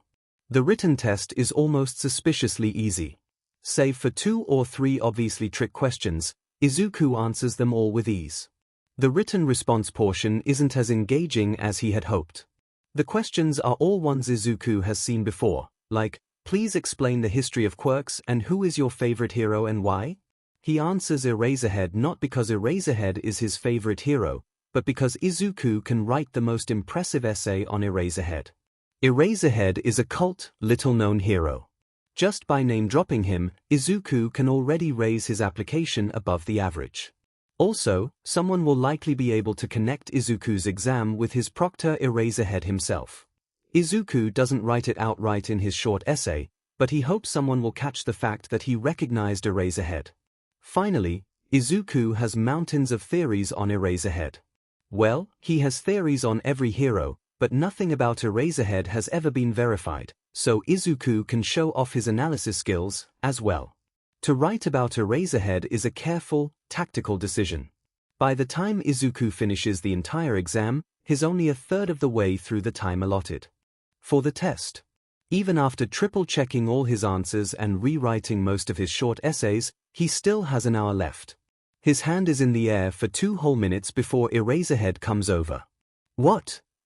Eraserhead grunts. I said no questions. Ah. It isn't about the test, actually. I was wondering if I'm allowed to leave once I've finished. Eraserhead's eyes widen minutely. What, did you guess on all the questions? No. And I checked all my answers, as well. He huffs. You'll have to sit here, silently, until the testing session is finished. Izuku smiles and nods. Alrighty. Thank you. Izuku sits in silence for the remaining hour until Eraserhead dismisses them all to the large auditorium. The assigned seating places him next to Katsuki, who only grunts in acknowledgement.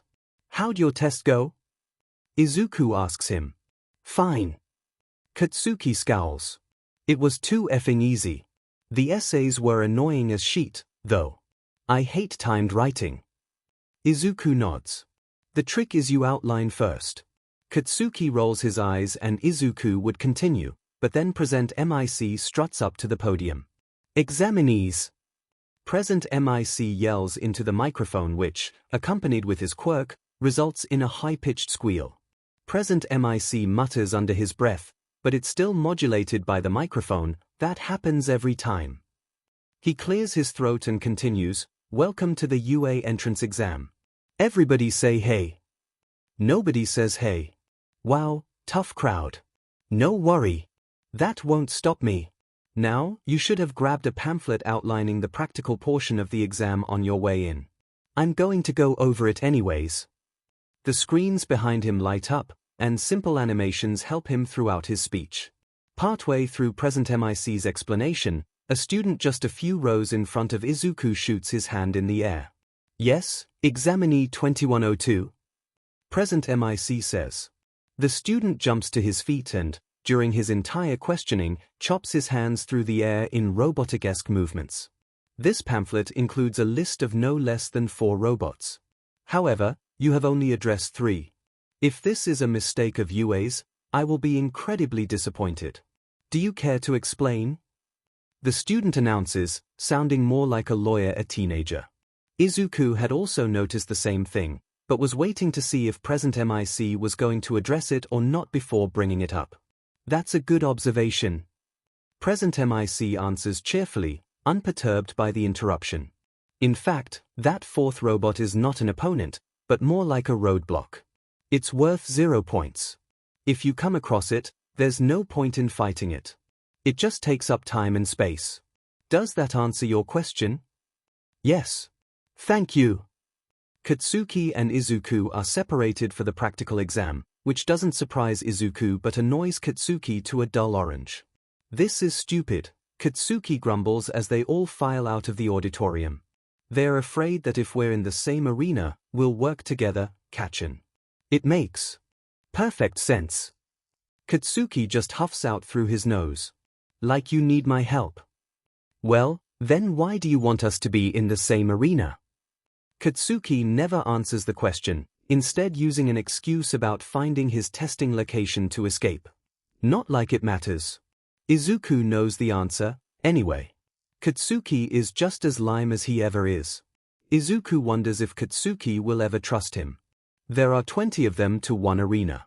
In Izuku's arena are both the girl who saved him from falling, who has some sort of anti-gravity quirk, and the boy who interrupted Present MIC's explanation who, based on the unusual fit of his pants, has a mutation quirk in his legs. Most of the students distance themselves from each other to do their independent warm-up techniques. Present MIC said they have around 5 minutes between arrival and the start of the exam. 5 minutes is more than enough. Hello, everybody. Izuku announces to the crowd with the brightest tone and expression he can manage. He waves and makes eye contact with everyone who looks his way. The only person who waves back is the gravity girl. We have roughly 5 minutes until the exam starts. I was hoping we could go around and state our names and quirks. The F dash? Why? One of the closer students asks. There's nothing in the rules against forming alliances, Izuku answers. There are 2 types of battles. Those you can win by talking through them, and those you can't, Father always says. As soon as Present MIC had announced they'd be fighting robots, Izuku was afraid this battle would have to be the latter. Then, Izuku remembered there are other examinees. What do you mean, alliances? Someone else hisses. I mean, Izuku begins, finding as many eyes as he can, which is easy because he has everyone's attention now. We all work together to get the highest scores possible. We're opponents, dude. Sorry, but it's not going to happen. I think that's a great idea, the girl who saved him earlier announces, jogging over to him and extending her hand. My name's Uraraka. I can make anything I touch zero gravity. Izuku shakes her hand. I'm Midoriya, he says loud enough for everyone to hear. My quirk is pull. I can telepathically draw things towards me. I'm also exceptionally strong, although that isn't quirk-related. He could, maybe, try and explain multiquirk, the new cover for the mess Father has caused, but that comes with too many variables. Uraraka giggles. It's nice to meet you, Midoriya-kun. I suppose you are correct, the boy who interrupted Present MIC announces, adjusting his glasses. It technically isn't against the rules. However, I do not see how it would benefit us, as it would also increase the scores of the people who we are working against. Think about it like this, Izuku begins, turning towards him. Let's say I would, on my own, naturally get 20 points, which isn't enough to get in. With a team, I instead get 50. Although most everyone else in this arena also gets 50, the average of the other arenas will remain 20. That means a majority of people from this arena pass, rather than other arenas. Does that make sense? So your argument is that working as a team would increase our individual scores in relation to testers in other arenas. Exactly. Have you ever heard of coopetition? It's collaboration in the face of competition. Essentially, nothing is saying we can't work together while still being opponents. The boy blinks for a couple seconds before almost yelling, My name is Ida, Midoriya-san. As I cannot find any fault in your logic, I will form an alliance with you and Uraraka-san. I have engines on the back of my legs that allow me to run extremely fast. After that, everyone else falls in line. Okay, so, Izuku says, looking over the groupings before him. Uraraka, you're going to get Heino and Anda to a high place as soon as possible. The next group is Iori, Tamesa, and Kurenai. You all have range, but not as much control, so try to distance yourselves from everyone else as much as possible. Will do, boss. Kurenai exclaims. They twirl in place and snap their fingers into a pair of finger guns. Tamesa and I will do our explodey stuff with Iori's backup. Great. Saza-chan and Kobo-kun, your group is even more volatile, so please be as careful as possible. Oi, Saza responds, crossing her arms and furrowing her eyebrows. That's literally my entire purpose. We'll be fine, weirdo. I'm just double-checking everything, Saza-chan. Hotari-kun and Kamin-kun, you both know what to do. Yep. Hotari replies as Kamin simultaneously says, Of course. Koizumi-chan, you do you.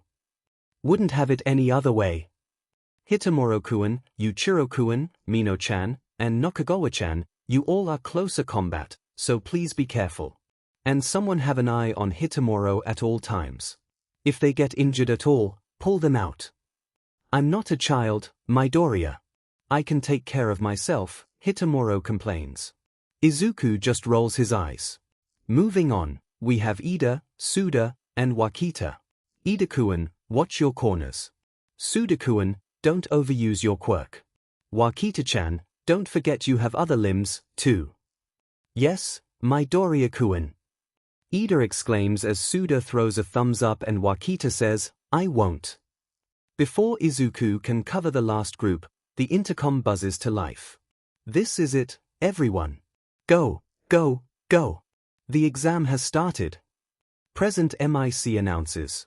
Only after a couple seconds does anyone move. Okako runs through the exam with Anda and darn it, Okako's already forgotten his name.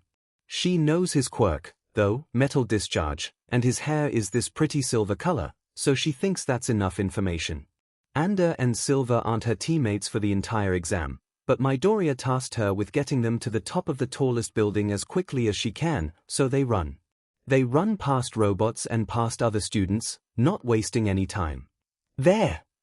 Anda exhales, stumbling to a halt.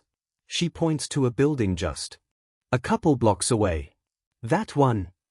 It's definitely the tallest building Okako can see, and if they've estimated the size of the arena accurately, it is in a central location. Looks good to me. Silver notes with ease like they haven't just run half a mile. They start running without saying anything else, all of them fully aware of the rush Okako is in. When they stop in front of the building, Silver asks with that same effortless tone, how good is your aim, Uraraka? Okako catches her breath, then pants out, gee great. I hope so. Anda holds out her hand. Please don't throw me into the sun. I haven't turned in this week's homework yet. I'd hate for my last grade to be an F. There's a ceiling, don't worry, Okako answers with a weak smile, grabbing Anda's hand and activating her quirk. That really doesn't make me feel any better. Too bad. Okako yells. She lightly tosses Anda at the building, who hits it with light oomph and latches onto the closest windowsill. You ready? Okako asks Silver. Always. Soon, Silver is with Anda on the side of the building. Don't take it too fast. Okako calls through cupped hands. You'll start getting nauseous. It takes them less than 30 seconds to propel themselves to the space above the roof. Okako drops them the short distance to the roof. You good? She yells up. Yes, Silver calls. Now get going to your real job. We're set here. Okako waves up even though she can barely see that far before running back the way they came. How is Uraraka-chan going to find us? Dekuro asks in between prying the arm off a one-pointer and using it to beat a two-pointer to death. I told her we'd be between her and the entrance. Izuku answers as he carefully pulls the chip with the three-pointer's programming out of its delicate positioning. The three-pointer loses power immediately. Dekuro frowns and then startles. Without warning he chucks the arm at something behind Izuku and says with a smirk, two-pointer. Thanks. Uraraka jogs up with a group of 4 three-pointers chasing behind her. Midoriya. She yells with a wide smile. I brought you both gifts. Oh, hell yeah. Dekuro exclaims. Do the thing, Uraraka. Dekuro runs up to meet her halfway. Toss me. Without hesitation, even though neither of them have practiced the move before, Uraraka grabs Dekuro by his arm, simultaneously activating her quirk so Dekuro goes weightless, and swings him once around like a baseball bat before flinging him at the horde. At some point, Dekuro had gotten another piece of robot, and he now wields it like a club. Oh yeah! Drop me! Dekuro screeches seconds before hurtling into the robots. Uraraka drops her quirk's hold on him and he hits them improvised club first with more than enough momentum to send all 4 of them to the ground. After a moment, Dekuro pushes himself to his feet, relatively unharmed. That was the best, Uraraka. Like a roller coaster but a million times better. Let's do it again. Yeah. I'm super happy it worked out. Usually, my quirk makes people nauseous, so I never get to use it like this. Internal regulation, baby. Dekuro exclaims, jogging over. Temperature, pressure, everything you can think of. A little 0G can't hurt me. Izuku, just to be safe, pulls the chips out of those 4 robots, as well. Let's keep moving, Izuku says, already scouting another road that looks to have more robots. Yeah. Dekuro and Uraraka say simultaneously. Thank you for the save, Suda-san. Tenya announces for what feels like the 100th time. For what feels like the 100th time, Suda responds with a small bow before turning back to the fight. How's it going, Ida? Wakita asks while simultaneously digging her fingers underneath the casing of a two-pointer, ripping it off, and tearing out a fistful of wires. The robot never stood a chance. Wonderful, Wakita-san. I think I'm somewhere around 30, not taking into account points for assistances. Suda? Wakita asks as she jogs over to the next nearest robot with the full intentions of tearing that one apart as well. Tenya sees Suda nod out of his peripheral and hold up some fingers, but is too distracted by a three-pointer to try and figure out what they mean. If Tenya's been paying as much attention as he thinks he has, Suda hasn't said a single word this entire time. You know Morse code, my guy? Wakita yells over the sound of bending metal, which Tenya feels behind his teeth. Suda must respond because she continues, Are you deaf? No? Mute? Or that other thing? Selective? Yeah? Cool. Tenya, in an attempt to drown out the terrible creaking, turns his engines back on to kick the head off the three-pointer. How about binary? Tenya can't help but be impressed by Wakita's multitasking skills. He can barely listen to her and fight at the same time, let alone speak himself. Not binary either? Darn. Ida dude, you know any non-verbal languages? Sorry, Suda, but I don't know sign. Tenya, after a moment of recollecting his bearings, grunts out, no. Although, if we were not in the middle of a test, I would be able to efficiently communicate through the text function of my phone. Wakita finishes with her robot and Tenya hears two different chuckles. Suda! Wakita exclaims, turning towards him and away from a one-pointer.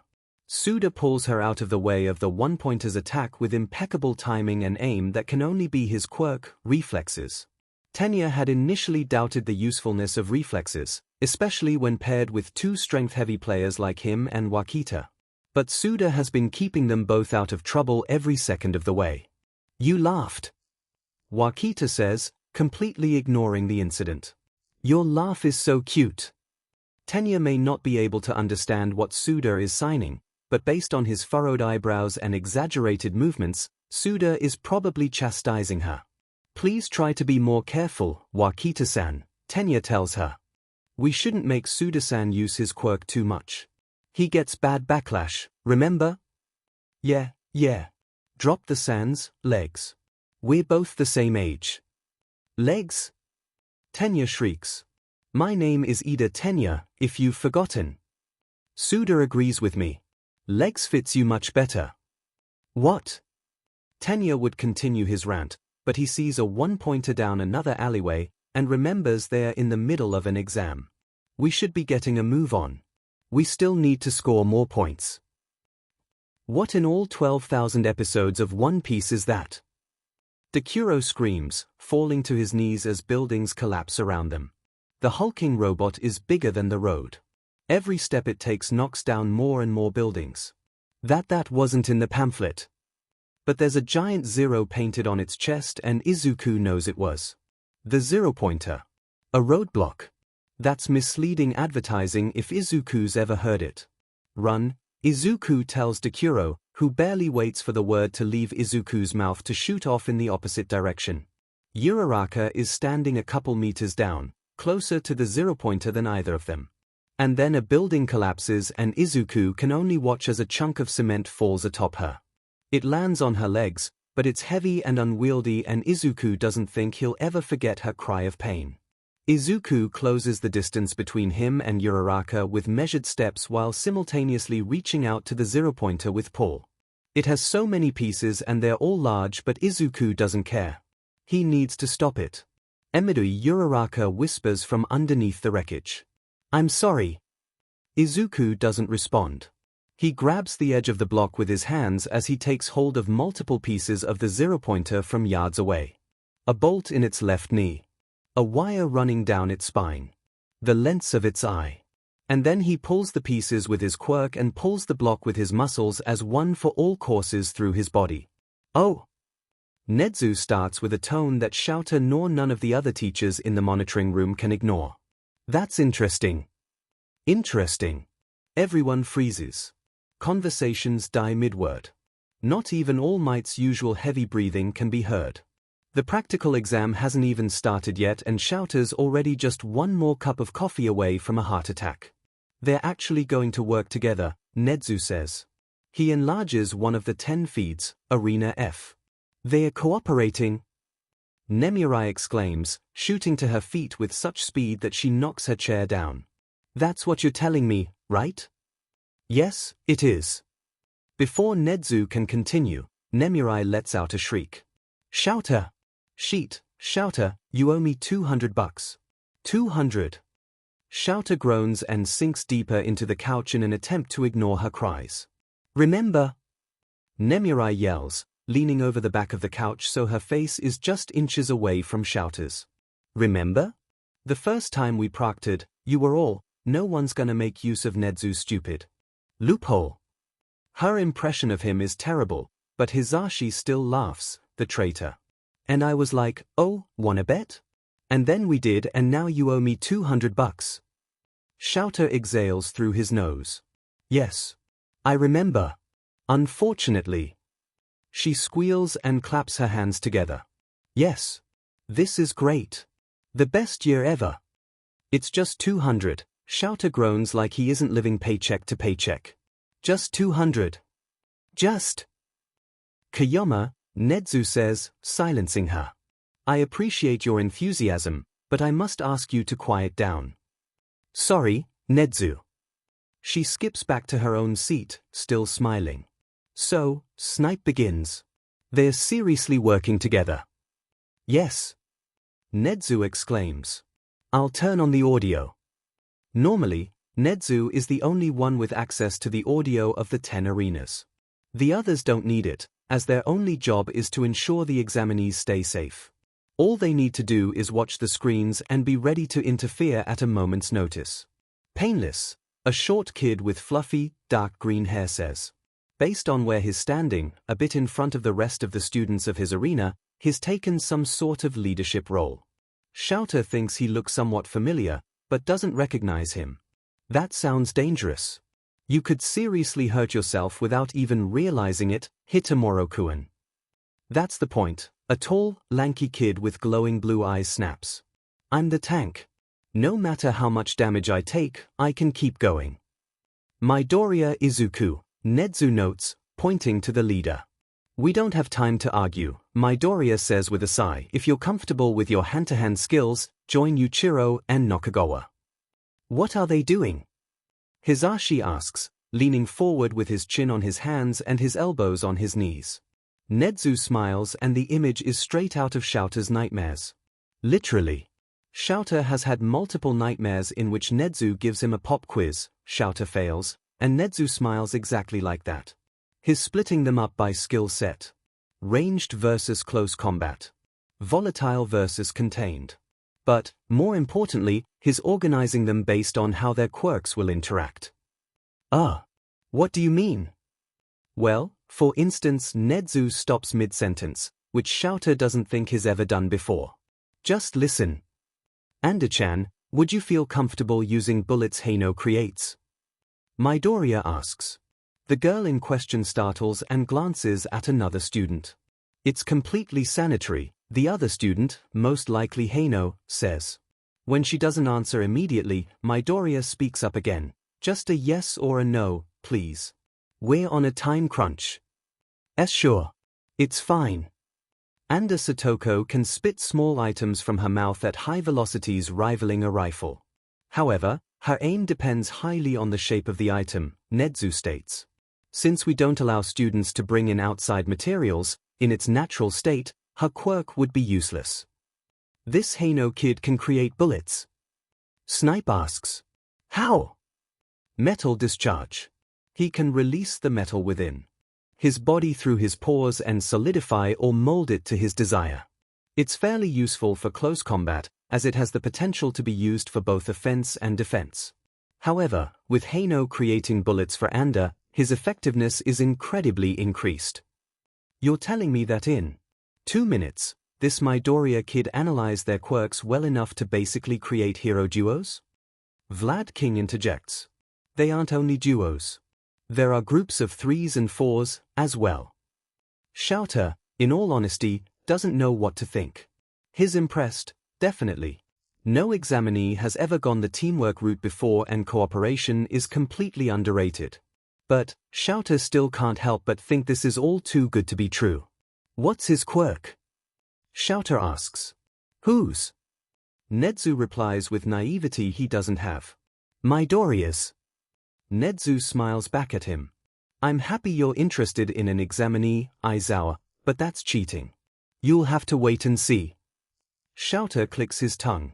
He isn't interested. He's curious. Curious. There's a difference. Oh. Hisashi starts, leaning closer to Shouter. You're interested in someone? Really? Who is it? Shouter doesn't answer, instead hiding his face in his sleeping bag. Midoriya Izuku, All Might answers from the other side of the room. I think you'd be a good teacher for him, Aizawa. Shouter doesn't ask why All Might thinks that because Shouter doesn't care.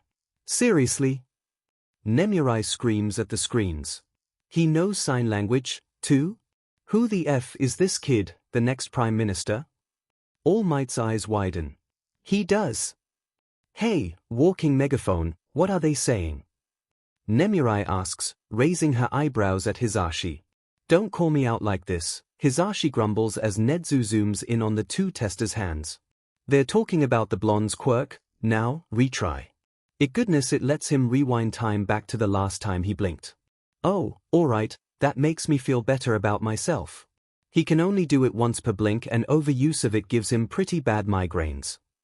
His name is Sudakuin, Midoriya says to the crowd. They all say hellos back. Did I pronounce that right? He asks Suda, who nods. Great. His quirk is reflexes. Not retry, reflexes. The room of staff and Suda tense simultaneously. He can react to situations extremely quickly. Sudakuin, you can work with Ida and Wakita. You'll be able to provide them backup. Everyone is silent until Nedzu says, that seems to have caught you all off guard. I don't know why. It was the best solution. Solution? All Might asks quietly. Where was the problem? You have a naive perspective. The examinees currently have less than a minute until the exam starts, and that's just assuming UA sticks to the timeline Yamada casually implied. Midoriya is incapable of explaining Suda's quirk to 18 others and also completing his task of creating a united team within that timeline. In addition, how did you all initially react when learning what Suda's quirk was? Personally, I was intimidated, Ectoplasm says. That is the correct answer. And we are mature adults. How do you think teenagers would respond when hearing about a potentially powerful time travel quirk? They wouldn't trust him, Shouter answers. Suda would be ostracized. Exactly. Midoriya bypassed the entire situation by simplifying Suda's quirk down to what it accomplishes. Shouter finds it hard to believe that a 15-year-old made such an educated decision in just a few seconds. Are you justifying lying? All Might suddenly asks. Yes, in fact, I am. In some situations, a lie is better than the truth, Nedzu answers. All Might doesn't respond and Hisashi announces the start of the exam. Nedzu is both physically and mentally capable of watching all 200 live feeds, one for each applicant, at once. And usually he does. It isn't his fault that during this particular exam, some feeds are more eye-catching than others. For once, Nedzu actually has expectations. Arena F is actually competent. Never before has he seen examinees go through the exam so effortlessly, like actors in a Broadway-ready performance. There aren't any loose ends. When a mistake happens, it's immediately patched up. For instance, Kobo Yakukazu and Saza Cho. Kobo's quirk, Bubbles, is impressive on paper. Bubbles which explode when they pop? A classic hero quirk. Unfortunately, he lacks any control over the quirk, so practical use is actually more dangerous than anything else. But, tell me when, Saza-san, Kobo says calmly as 3 two-pointers will up to them. Saza sighs and adjusts her glasses. We're close. 1-1, she states. Kobo breathes in and puffs out his cheeks. All right, Saza starts when the robots are less than 10 feet away. 1-7. Probably as good as it's gonna get. Kobo burps out 5 small, translucent bubbles which float in the air. The robots run straight into them and explode upon impact. All of them, dead. Kobo smiles and holds out his hand. Nice one. Midoriya-san was right, we make a great team. Thanks for your help with my quirk, Saza-san. After a couple seconds of hesitation, Saza lazily high-fives back. Saza's quirk, risk versus reward, tells her the probability of any situation ending with a negative or positive outcome.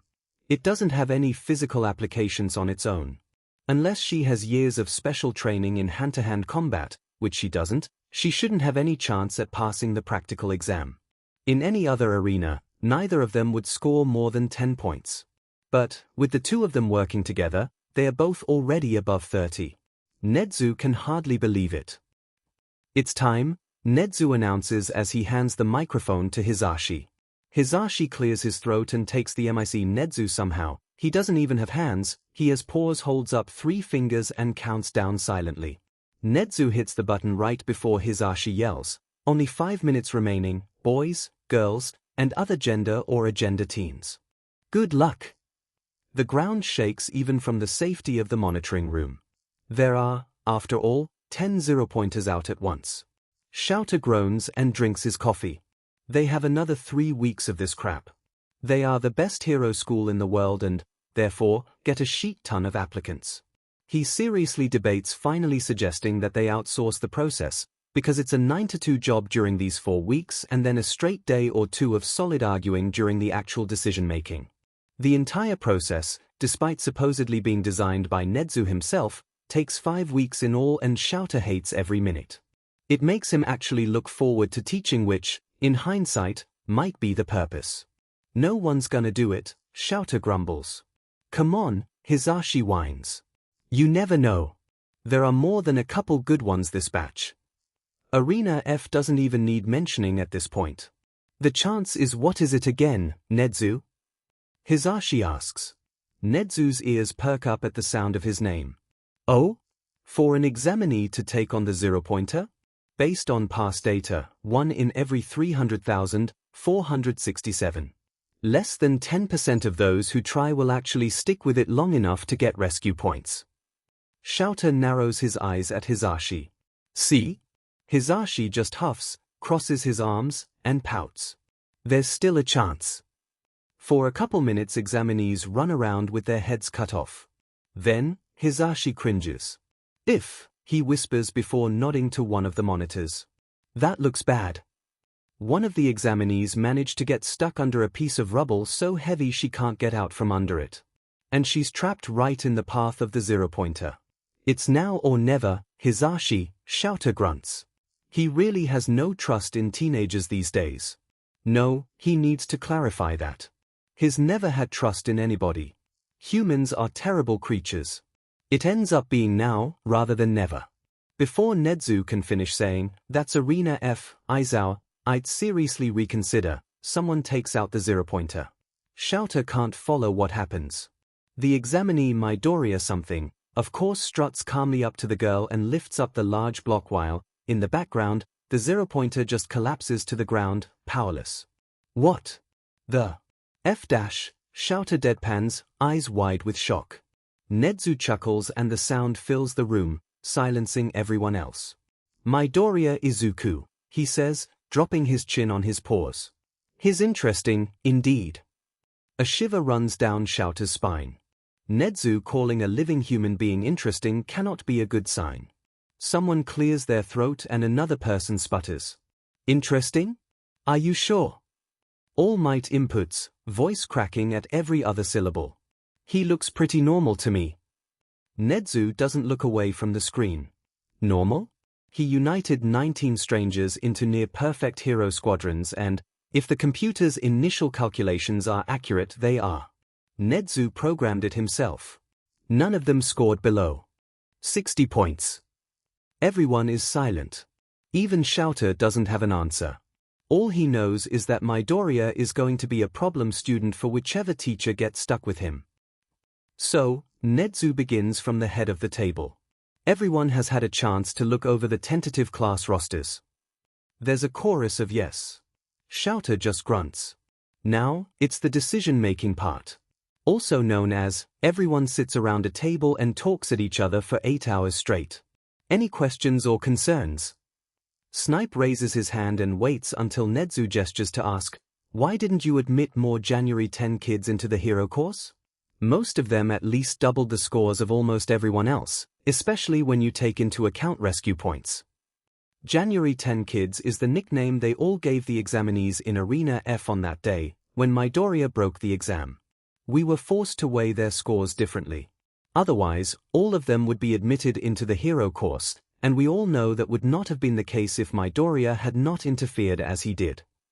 I believe that some did make it into Gen Ed, ectoplasm starts. I know at least one is in business, now. That is correct.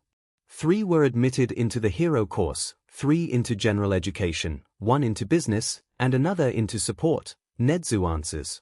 On that note, we will be prohibiting XPLCT team-ups for future exams. Why do we need to illegalize team-ups? Hisashi asks.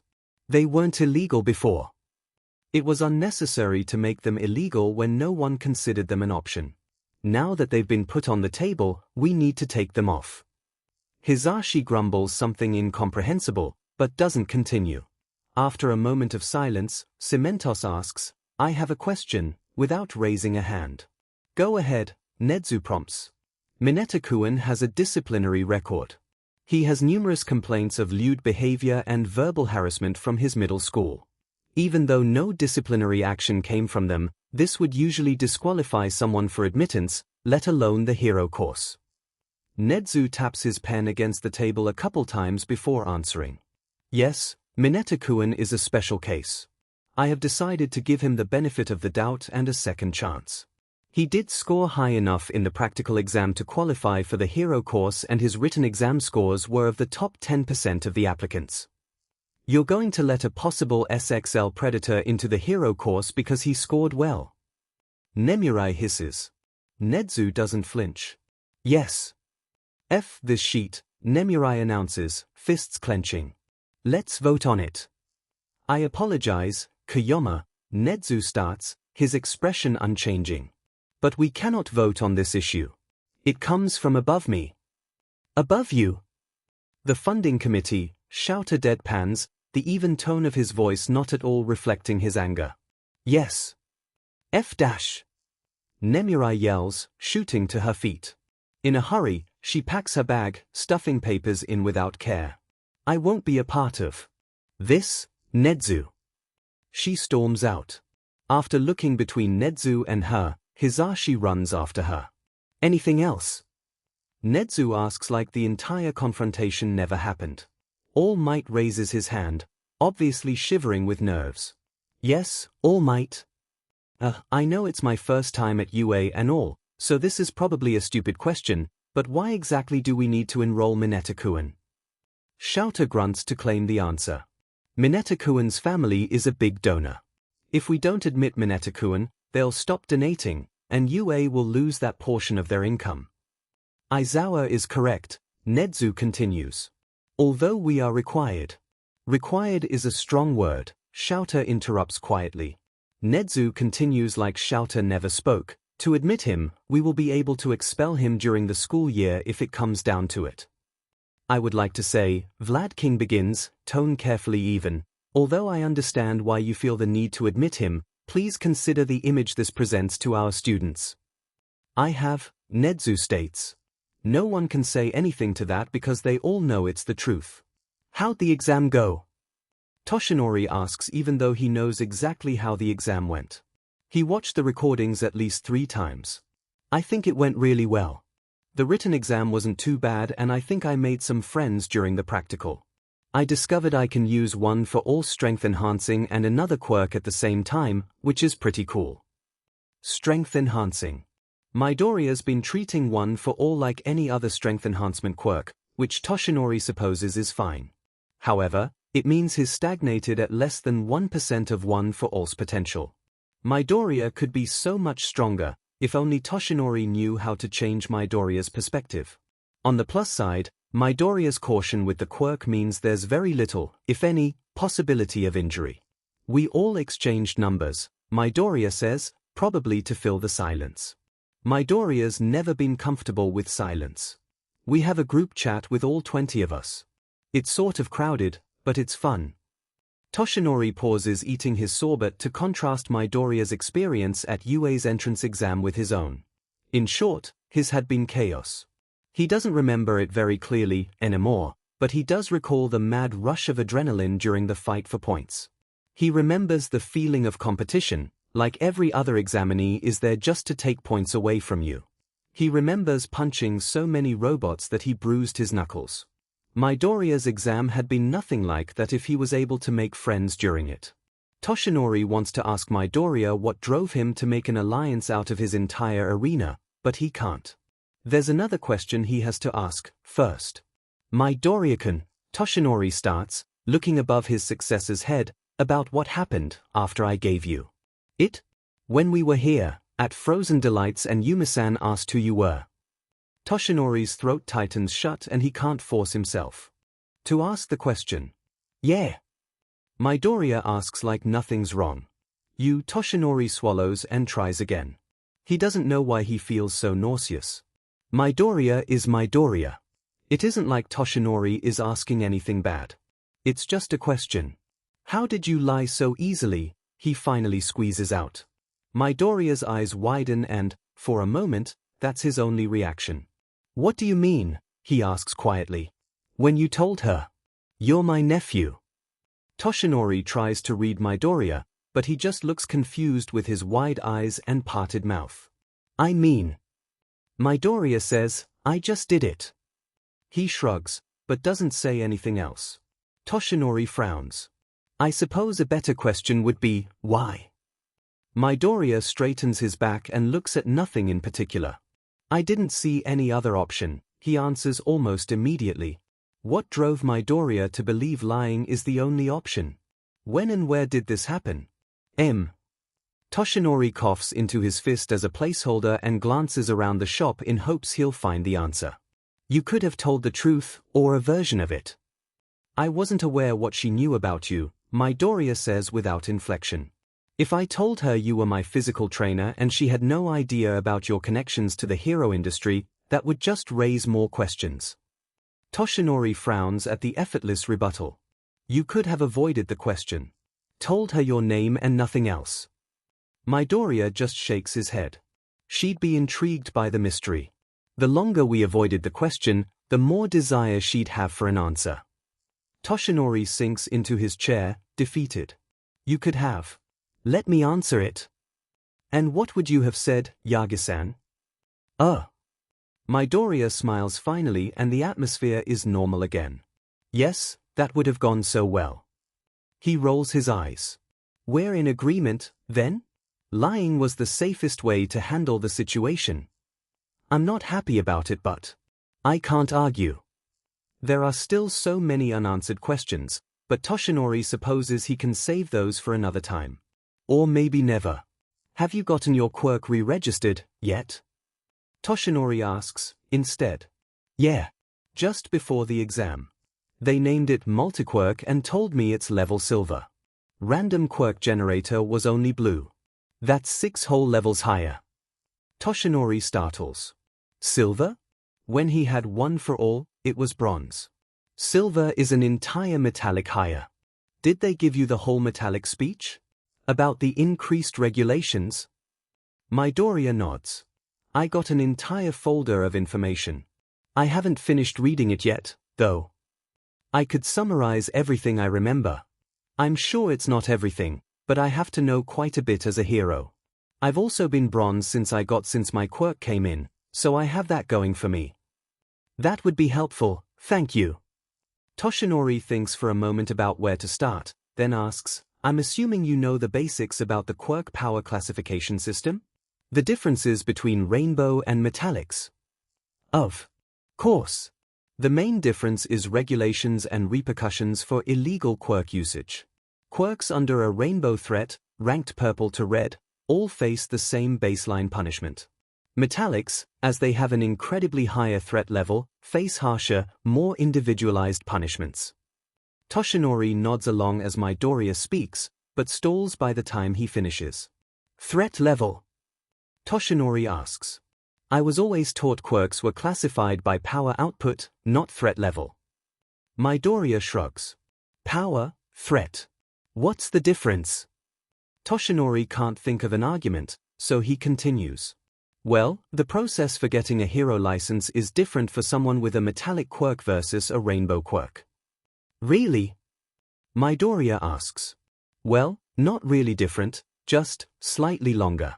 You have to go through a couple extra steps. Do you know about the black or white levels? The what's? Toshinori asks before his brain catches up.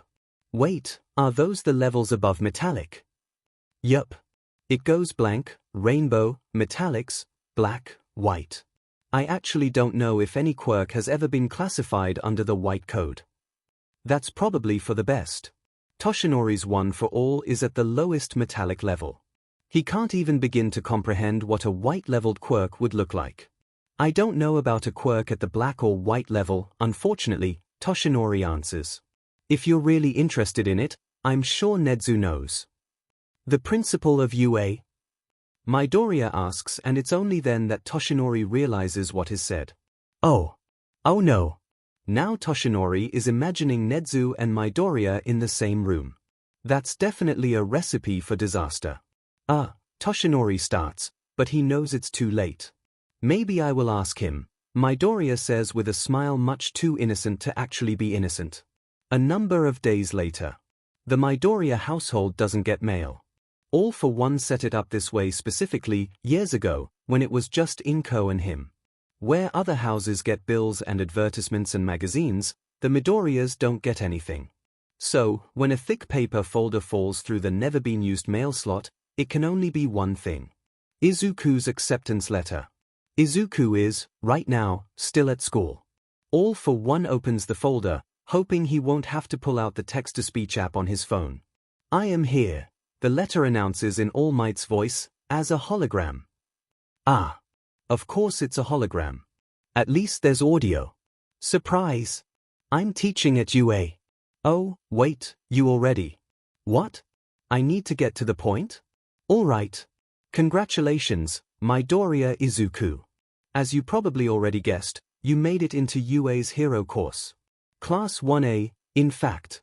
And you got the highest score in record with 32 villain points and 76 rescue points.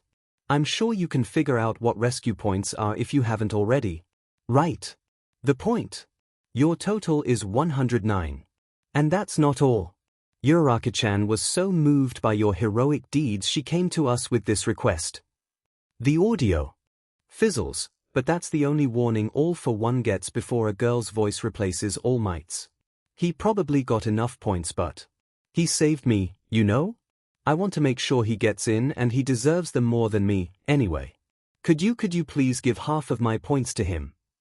Welcome to your Hero Academia, Midoriya-kun. Plus Ultra. The audio cuts off into silence. The highest score in record. All for One's smile is more a smirk, and befits a villain more than a father. When Izuku gets home, Father calls him into the living room. Come listen to this. Father announces. What is it? Izuku asks as he drops his backpack by the stairs. Your results for UA. Izuku is only surprised by Uraraka's message. He may not have known that he got in, but Izuku had a pretty good idea. He was confident enough in his own ability to keep track of his points and ability to read Yagi to make the assumption. Congratulations, Izuku. Father says. We should celebrate, don't you think? Izuku doesn't want to do anything with his father right now. He wants to tell Yagi and the Arena F group chat that he got in. But Izuku knows what the right answer is. Yeah. What do you want to do? I could make that steak you like. No. This is a special occasion, Izuku. You got into the most selective hero school in the country. Let's go out. Out. Izuku freezes. He fixes a neat smile on over his face and asks, out? Where? They never go out. Or, more specifically, they haven't gone out in roughly 5 years. Why not Arakawa? You used to love that place. Do we have a reservation? Don't worry about that, Izuku. Let's go. Celebrate. This is your day. If it really was Izuku's day, fate or some higher power would just let Izuku rest. While Izuku is changing into a suit and a green tie, his phone buzzes. Group chat hero hopefuls and 3 more, 20 members. Uraraka Okiko. I got in guys. Hero course. Est vchkoldavdiev. Wakita Ori. Nice dude. Congrats. I'm in support. Uraraka Okiko. How many? Oops, sorry. How many points did you get? They told me this confusing stuff about waiting. I don't really understand it. Wakita Ori. SRY babe, support. I don't even think they looked at my hero apps tbh LMAO. Suda Saniatsu. Good job, Uraraka. I got in the general education course. And Uraraka, they told me the same thing. My final score was 23, but supposedly my original was higher. I'm not sure, it's weird. Wakita Ori. Bah. Suda. You made it. Uraraka Okiko. Yeah, IDK. Thanks for sharing your score, Suda. That was nice. I got 73 myself. Sorta wanna know how many I got before the wait or whatever. Izuku debates responding. He really wants to. But he has priorities. Dinner. Did you really get reservations to Arakawa? Izuku asks during the drive. Are you doubting me, Izuku? Of course not. It's just that Arakawa is one of Tokyo's top 10 hardest places to get into, and we just found out about my acceptance. Today. Arakawa? The driver asks. He lets out a wolf whistle. Shambles. I feel underdressed just driving up to the place. Why didn't you buy Uber Black if you can afford it? I may waste money on good food, father begins, but I don't succumb so far into the scam which is capitalism that I would waste it on a slightly more expensive car. Right, of course. Sir. Foo fudge the patriarchy and all that, right? Indeed. So, Arakawa? You're celebrating something? My son got into UA's hero course. UA? The driver exclaims, almost swerving the car out of their lane. Holy shit. Fucking hell. I'm driving around a celebrity. A celebrity? You're gonna be a hero one day. Could I get your autograph, kid? It'll cost you $100, father says without missing a beat. Is all the driver responds with. I'm joking. Father chuckles and shakes his head. I was being sarcastic. I don't care what Izuku does. Izuku has to hold himself back from snickering at such a blatant lie. Really? Great. Have you decided on a hero name yet? Father asks Izuku. No, Izuku lies. That's fine. Your given name is totally cool, too. There should be a notebook and pen in one of the pockets on the back of the seats. Izuku finds it, signs a page, and puts it back. When the driver drops them off, father tips him an extra $20. Name, sir? Arakawa's hostess asks. Midoriya, father answers. The portable respirator hanging from his neck is the loudest noise in the whole restaurant. After a moment of scanning the tablet, her eyes widen and she bows slightly. Please excuse me. Of course, father says even though she's already halfway across the restaurant. Izuku tries to look comfortable, like he belongs with this scene. But, honestly? The candle chandeliers? The gold silverware? The quiet opera you can hear just well enough to identify, but not well enough to appreciate? Izuku doesn't like any of this. Midoriya-sama, a different woman starts with a deep bow. She's wearing a nice, dark suit. The skirt and lack of apron implies she doesn't do a lot of walking around or work in the kitchen. It's an honor to be serving you. I'm one of Arakawa's managers, Koyanagi. We'll have a table ready for you in just a couple minutes. Izuku startles. It's an honor. A couple minutes. What is this? Did they seriously just walk into Arakawa without a reservation? Thank you, Koyanagi-san. And Midoriya-san is fine. I appreciate your hospitality. If you don't mind the intrusion, Koyanagi starts, is there any special occasion to your visit? We haven't seen you in years.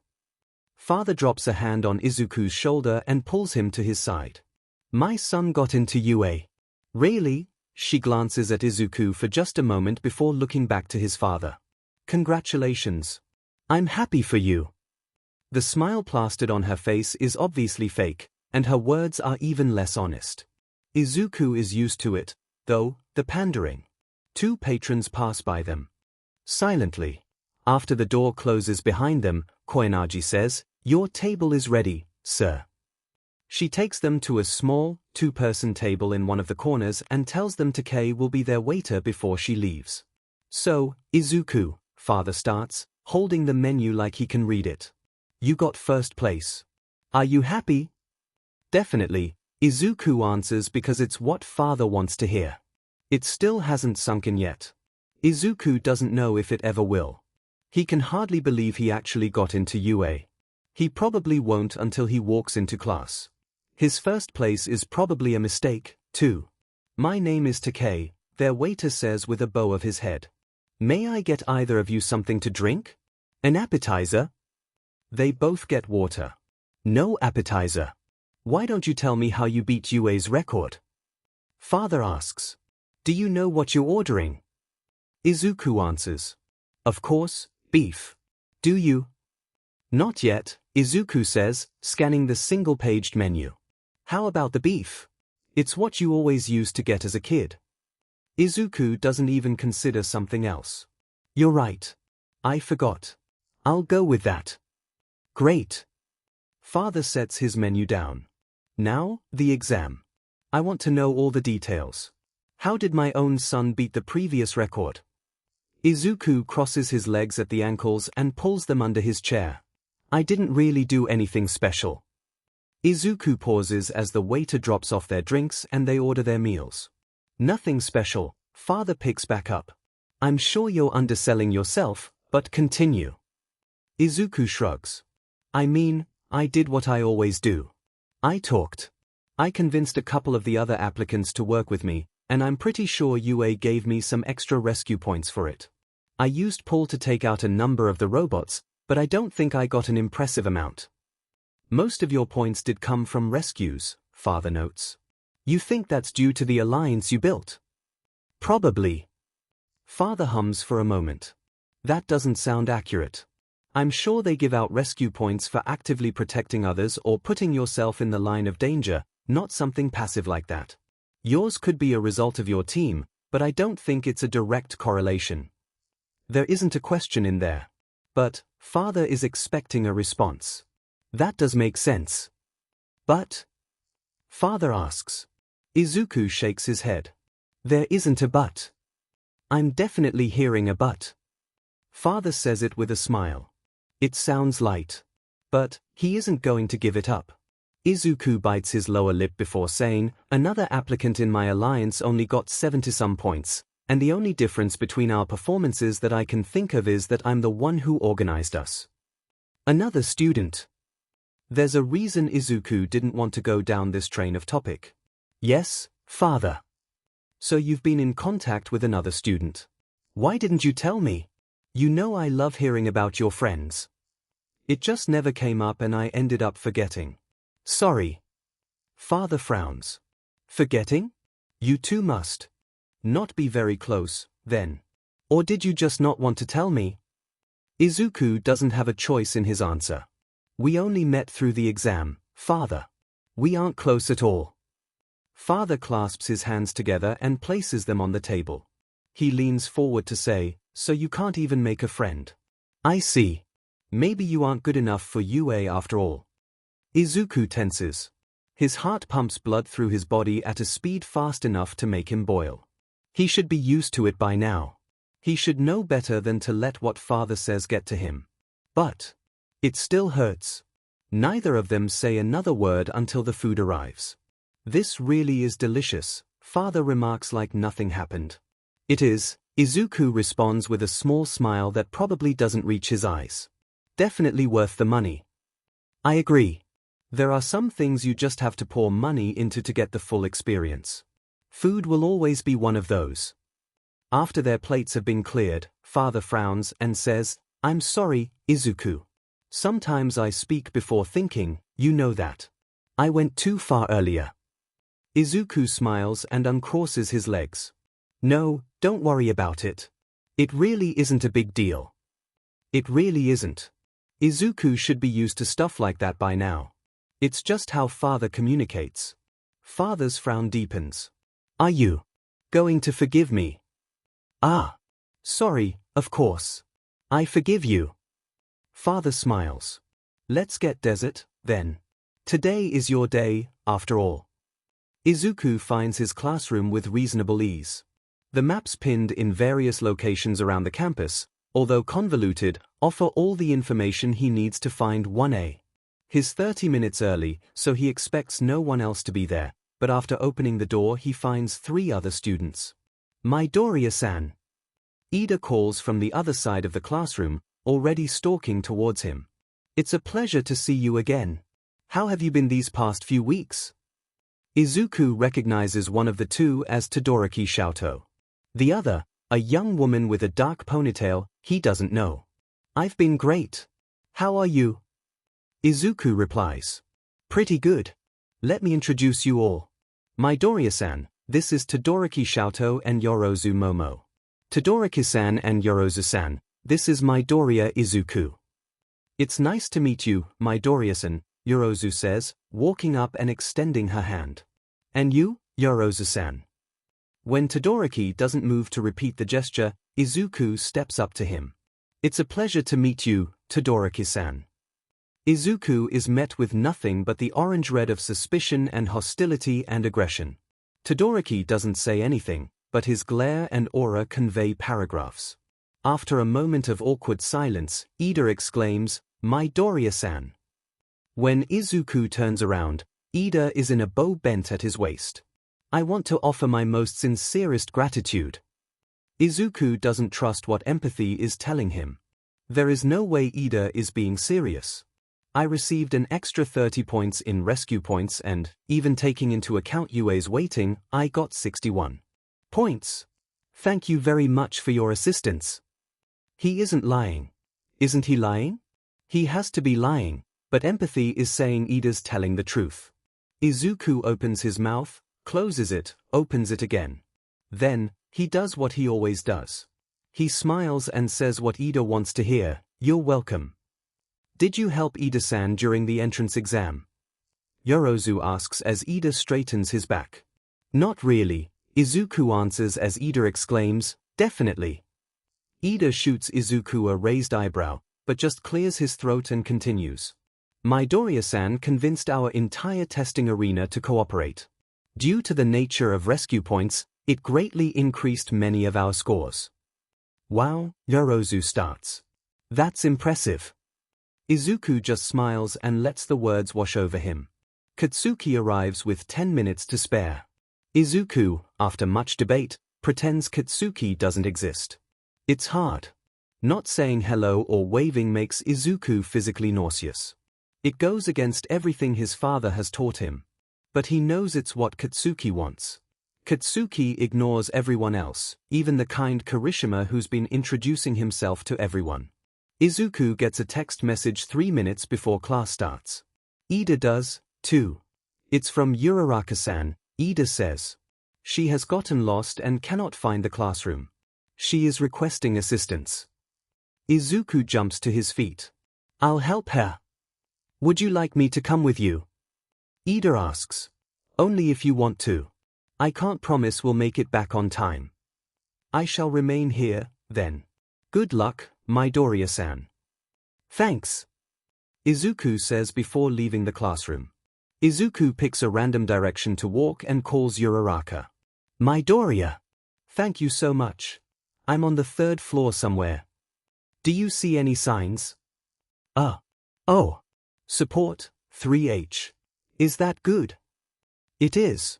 You're in the right building, Uraraka-chan." "That's great. Take the nearest stairs down. I'll meet you there." Uraraka sighs. "Wait, what time is it?" What if I make you late? It'll be fine.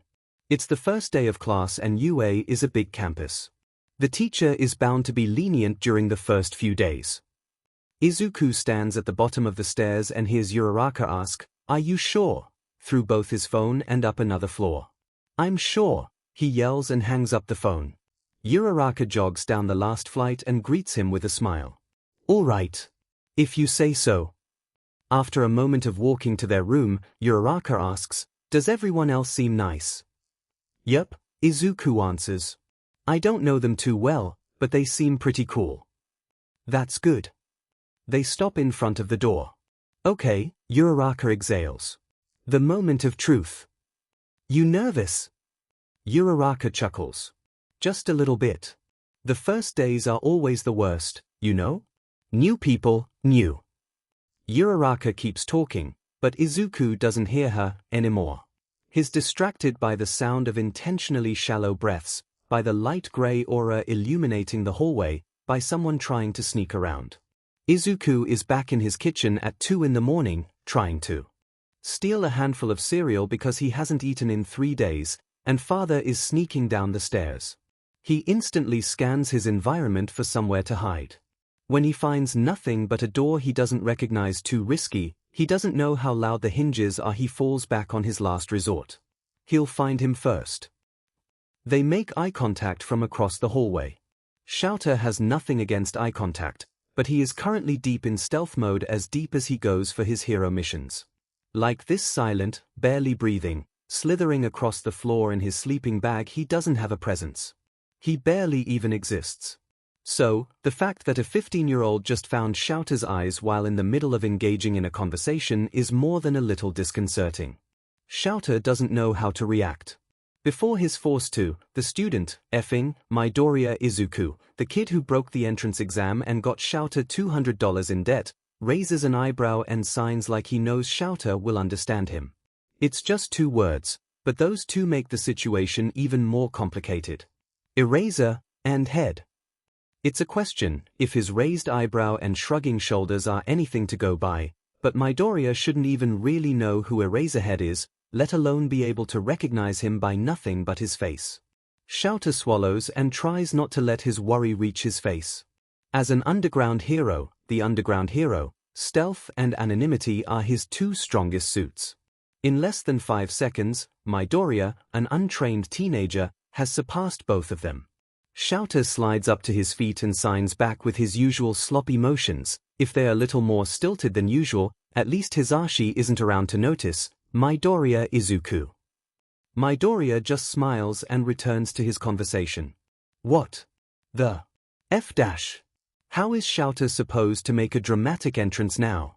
It doesn't look like Midoriya has broken his cover yet, so Shouter can at least sneak up on his other student Uraraka, another examinee from January 10's Arena F, unfortunately. It's not the grand first impression he had been hoping for and the one he pulls off literally every other year, but he can live with it. He slinks back to the ground and inches over to the pair, back in stealth mode. He weaves through the occasional legs and feet which roam the hall. At less than a meter away he calls out, "If you have time to be chatting, you have time to be getting to class. Hurry up before you're late." Uraraka jumps and lets out a shriek, hands coming up to her face. Midoriya just giggles and pulls her into the room after waving to Shouter. This is going to be an interesting year, indeed. Izuku is still on edge even after they change into their gym uniforms, head out to the field, and Eraserhead announces the activity. What was that? Why was their own teacher sneaking around the place? Why was a hero? You've all had to do the MEXT tests before, Eraserhead grunts. You're going to do them again. But with your quirks, this time. The class erupts into excited chatter. When Uraraka says, "This is going to be fun," and Kirishima exclaims, "Hell yeah. I'm excited," Eraserhead huffs out and narrows his eyes. "Fun?" he asks, lowering his voice an octave. "This isn't fun. You're all hero students, now you don't get fun. Fine, whoever gets the lowest score will be expelled." Everyone silences. Izuku, equally on edge, just smiles wider. He's fine with this. Izuku was already going to win, anyways. Midoriya, Eraserhead begins, tossing a tennis ball at him. He catches it without blinking. You got first on the entrance exam. Show us an example of the ball throw with your quirk. But first, what did you get without your quirk in middle school? 42 meters. Izuku exclaims, already skipping up to the circle. Are there any rules? Just don't leave the circle. Izuku nods, steps into a shoulder-width stance, and pulls back his arm. His arm tenses in the moments before he throws, and then he chucks the ball with a sharp exhale. After a couple seconds, Eraserhead announces, 419 meters. It won't be first, but as long as he scores high enough in the other tests, Izuku can still win. Izuku is plotting something. He has to be, with all that talking he's doing. Sure, Izuku talks, it's basically all he does. But this is on a whole other level. He moves onto the one with the laser like he's trying to pick them off one by one. I'm Midoriya, he says with that thing he somehow passes off as a smile. I'm a Yuga, the blonde replies with a flip of his hair before they shake hands. So you're the one that got first place? Izuku chuckles.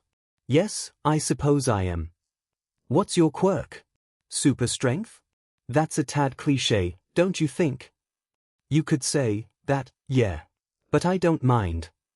Izuku puffs out his chest and smiles wide. It's still my quirk. I don't have any other. Katsuki doesn't snort. Definitely not. What's funny? The kid who had been bugging him earlier asks him. Katsuki just raises an eyebrow and turns to watch the active testers, Invisigirl, Octoman, and Birdman. Come on, the redhead says, knocking their shoulders together. Tell me. I wanna know.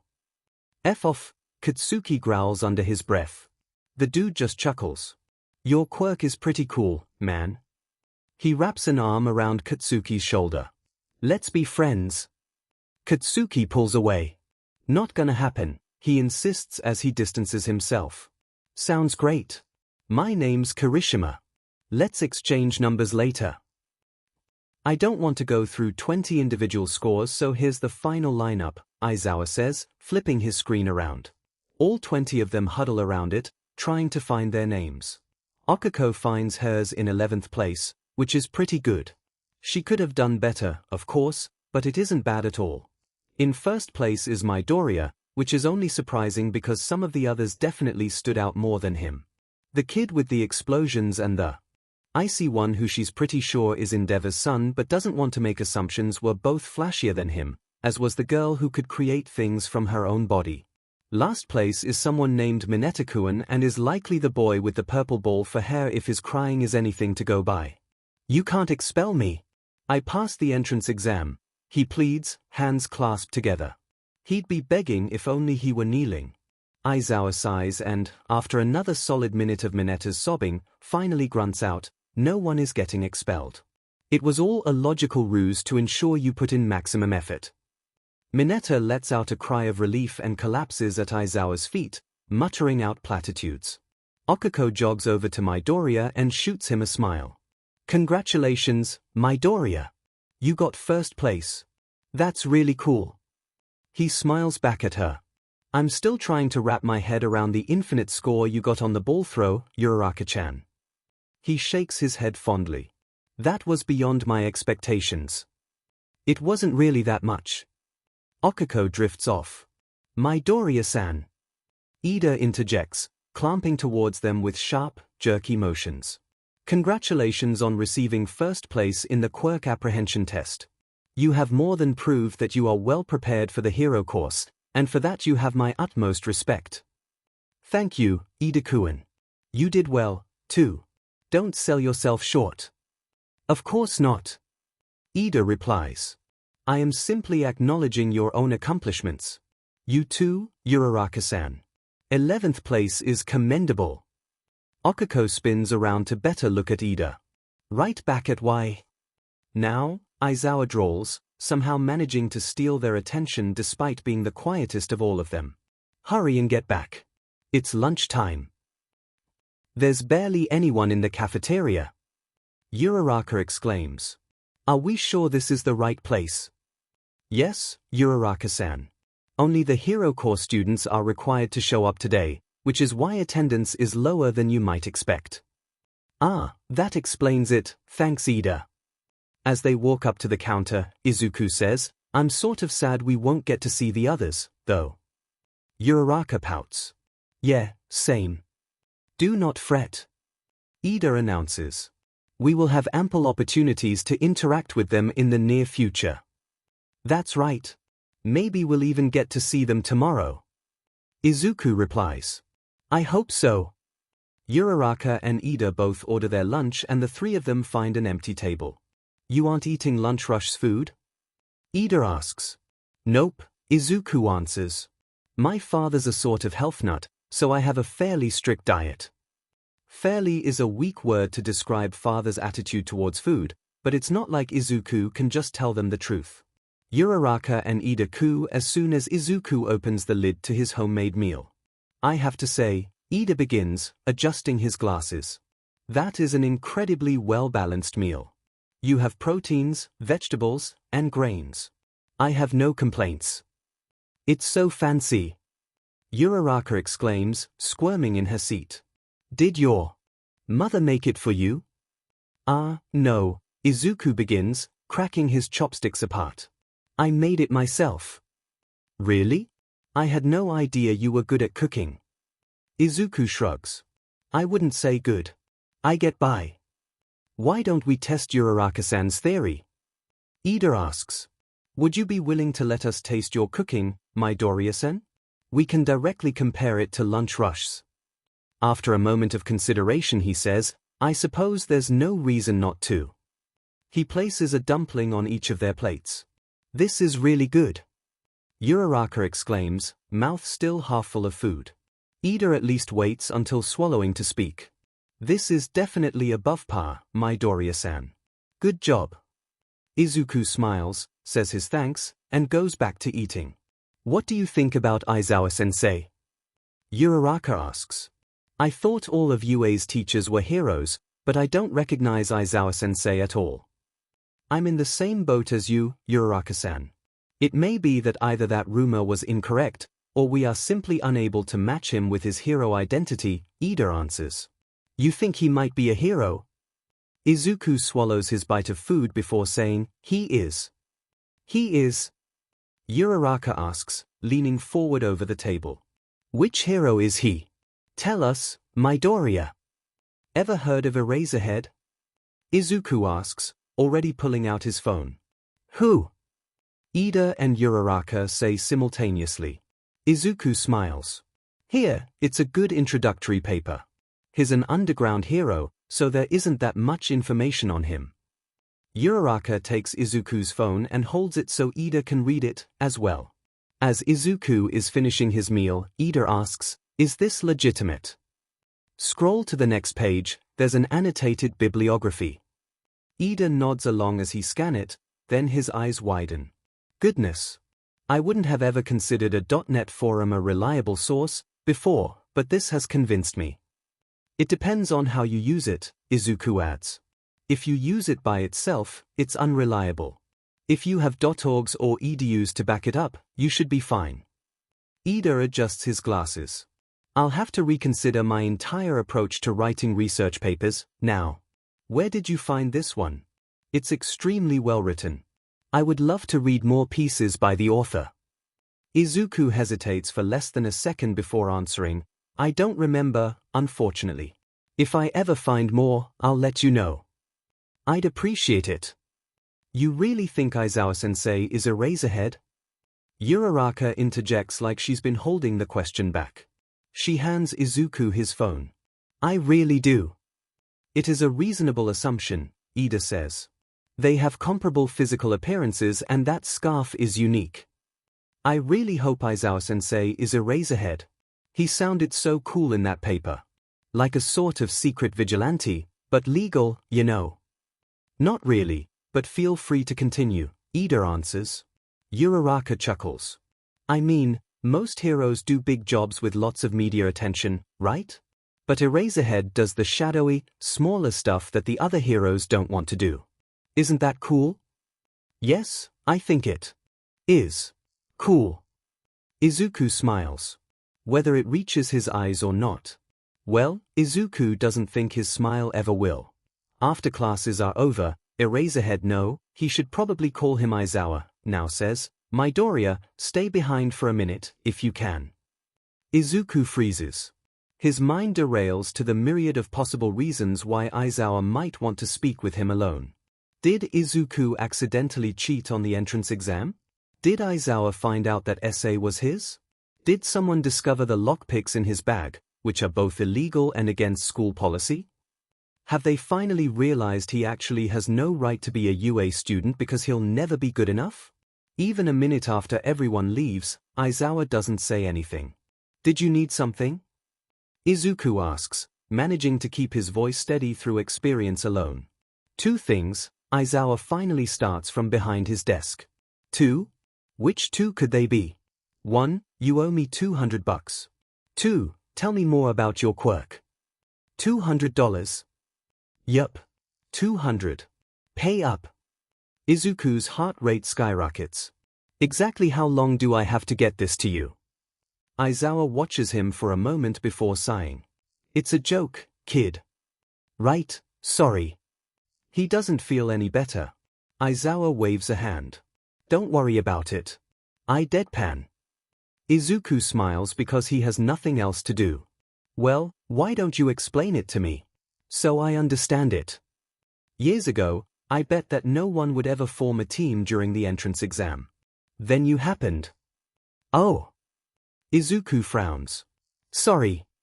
Aizawa narrows his eyes. You don't have to apologize. I made the bet. 200 is a lot of dollars, Izuku notes. Not really. Oh. What if I design modifications to your hero costume? Aizawa hesitates, then his eyebrows raise. Don't tell me. You designed the modifications to present MIC's costume, didn't you? I did draft something for him, yes, as a supplement to my application. Aizawa groans and runs his hand down his face. Of course that was you. I should have guessed. Power Loader keeps complaining about how the hero course stole you from him, or something. If you go into a support classroom, I don't know if you'll ever return. Izuku chuckles. It'll be fine. I'm a hero at heart. After a moment, Aizawa continues, you really don't have to do it. It was just a joke. Izuku shakes his head. I already had plans to reach out to the other departments. This just gives me an excuse. If you insist. Don't go telling people I blackmailed you into anything, though. Why would he? Did Izuku give Aizawa the impression he was of the blackmailing kind? Or is that another one of his jokes? Of course not. Now, your quirk. I just want a short clarification. The description on your application wasn't clear at all. Oh, sure. I mean, multi-quirk gives me the ability of multiple quirks. I can't control what abilities I'll gain or when, but once I gain it, it's permanent. Currently, I have 4 quirks within multi-quirk: empathy, pull, regeneration, and strength enhancement. Is that clear? So, you could wake up tomorrow with another quirk, or it couldn't be for another 10 years. Yep. All right. You can go. I'll let Power Loader know about your extra credit project. Thanks. Izuku takes a step towards the door, but stops. Extra credit? He asks. Yeah, Aizawa answers.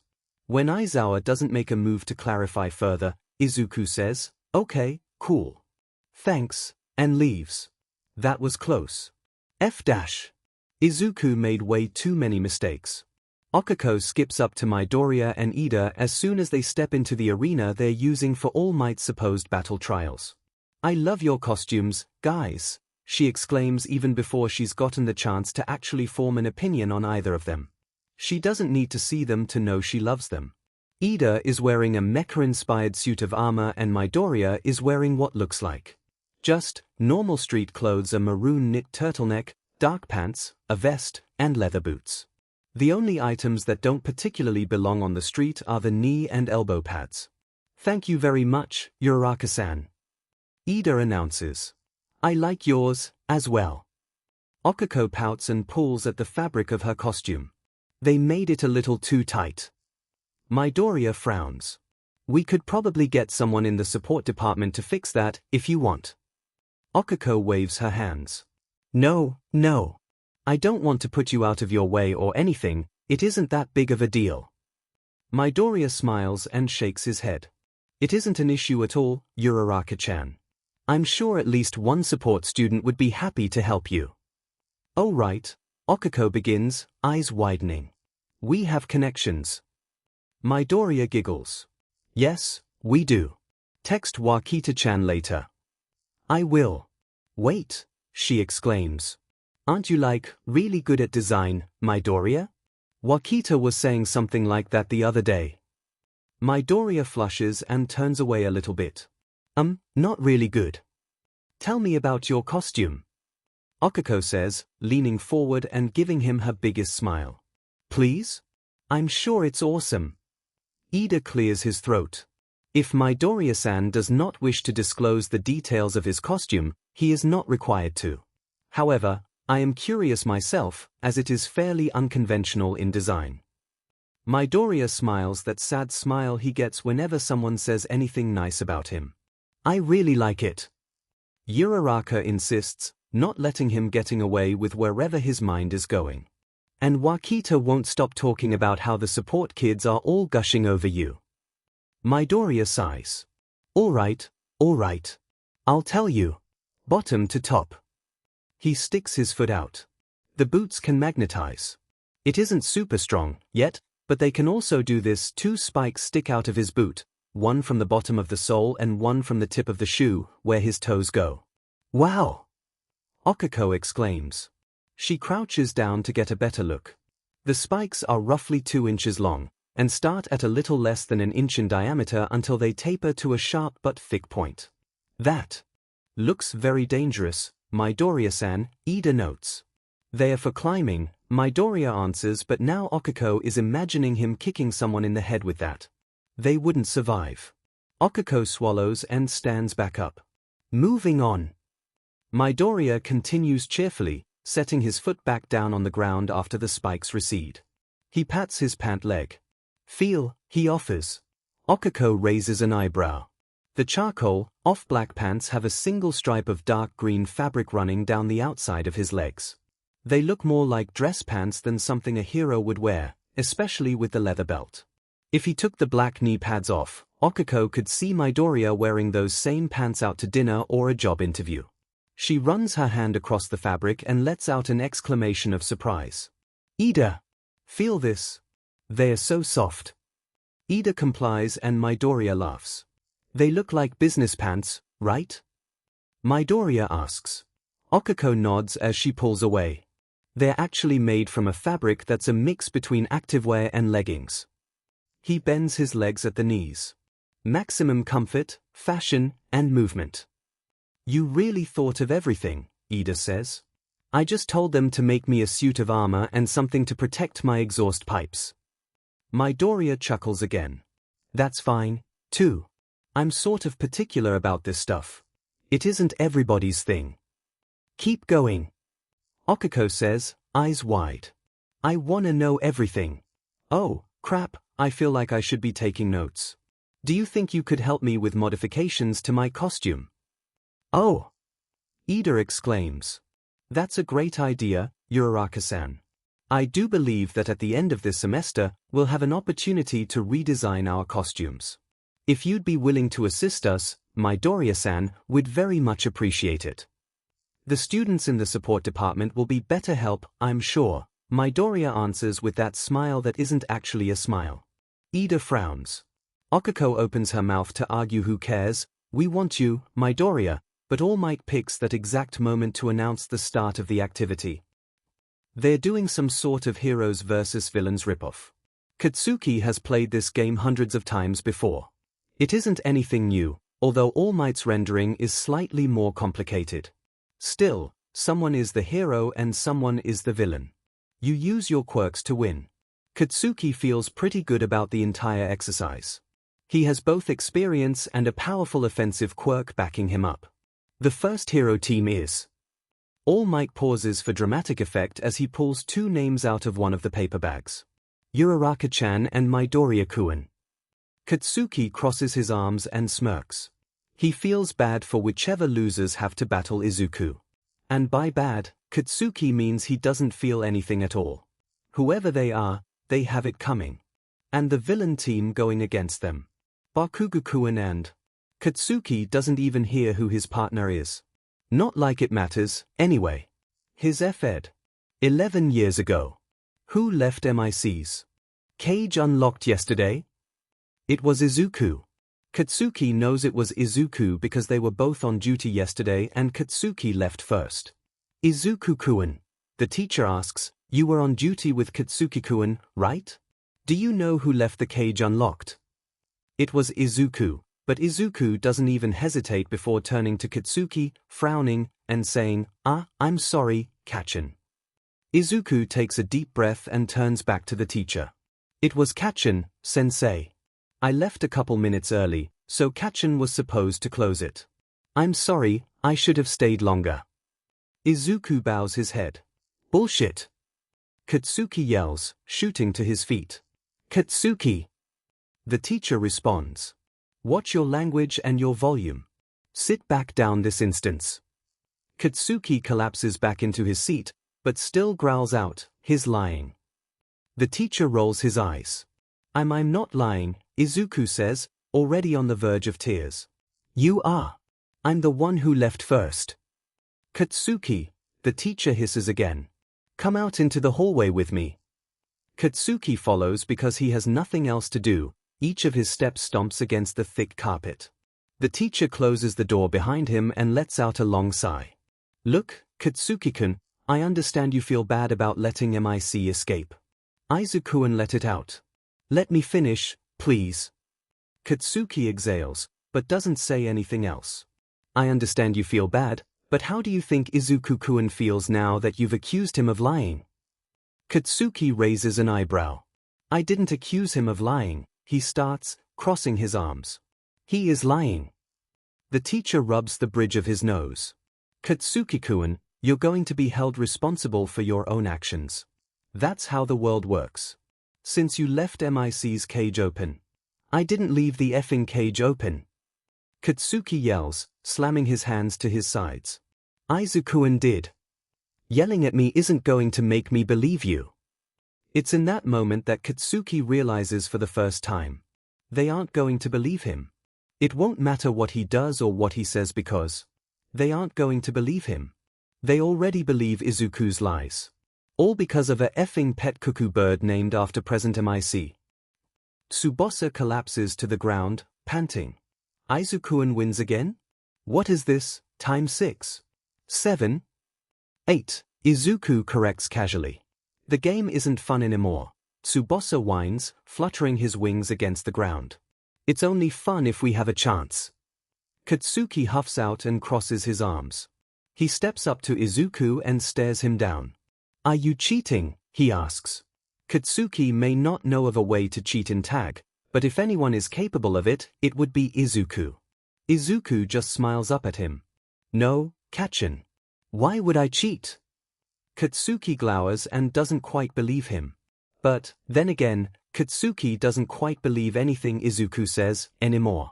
Let's play again. I don't wanna, Tsubasa whines. We're playing again. Tsubasa groans. Izuku smiles.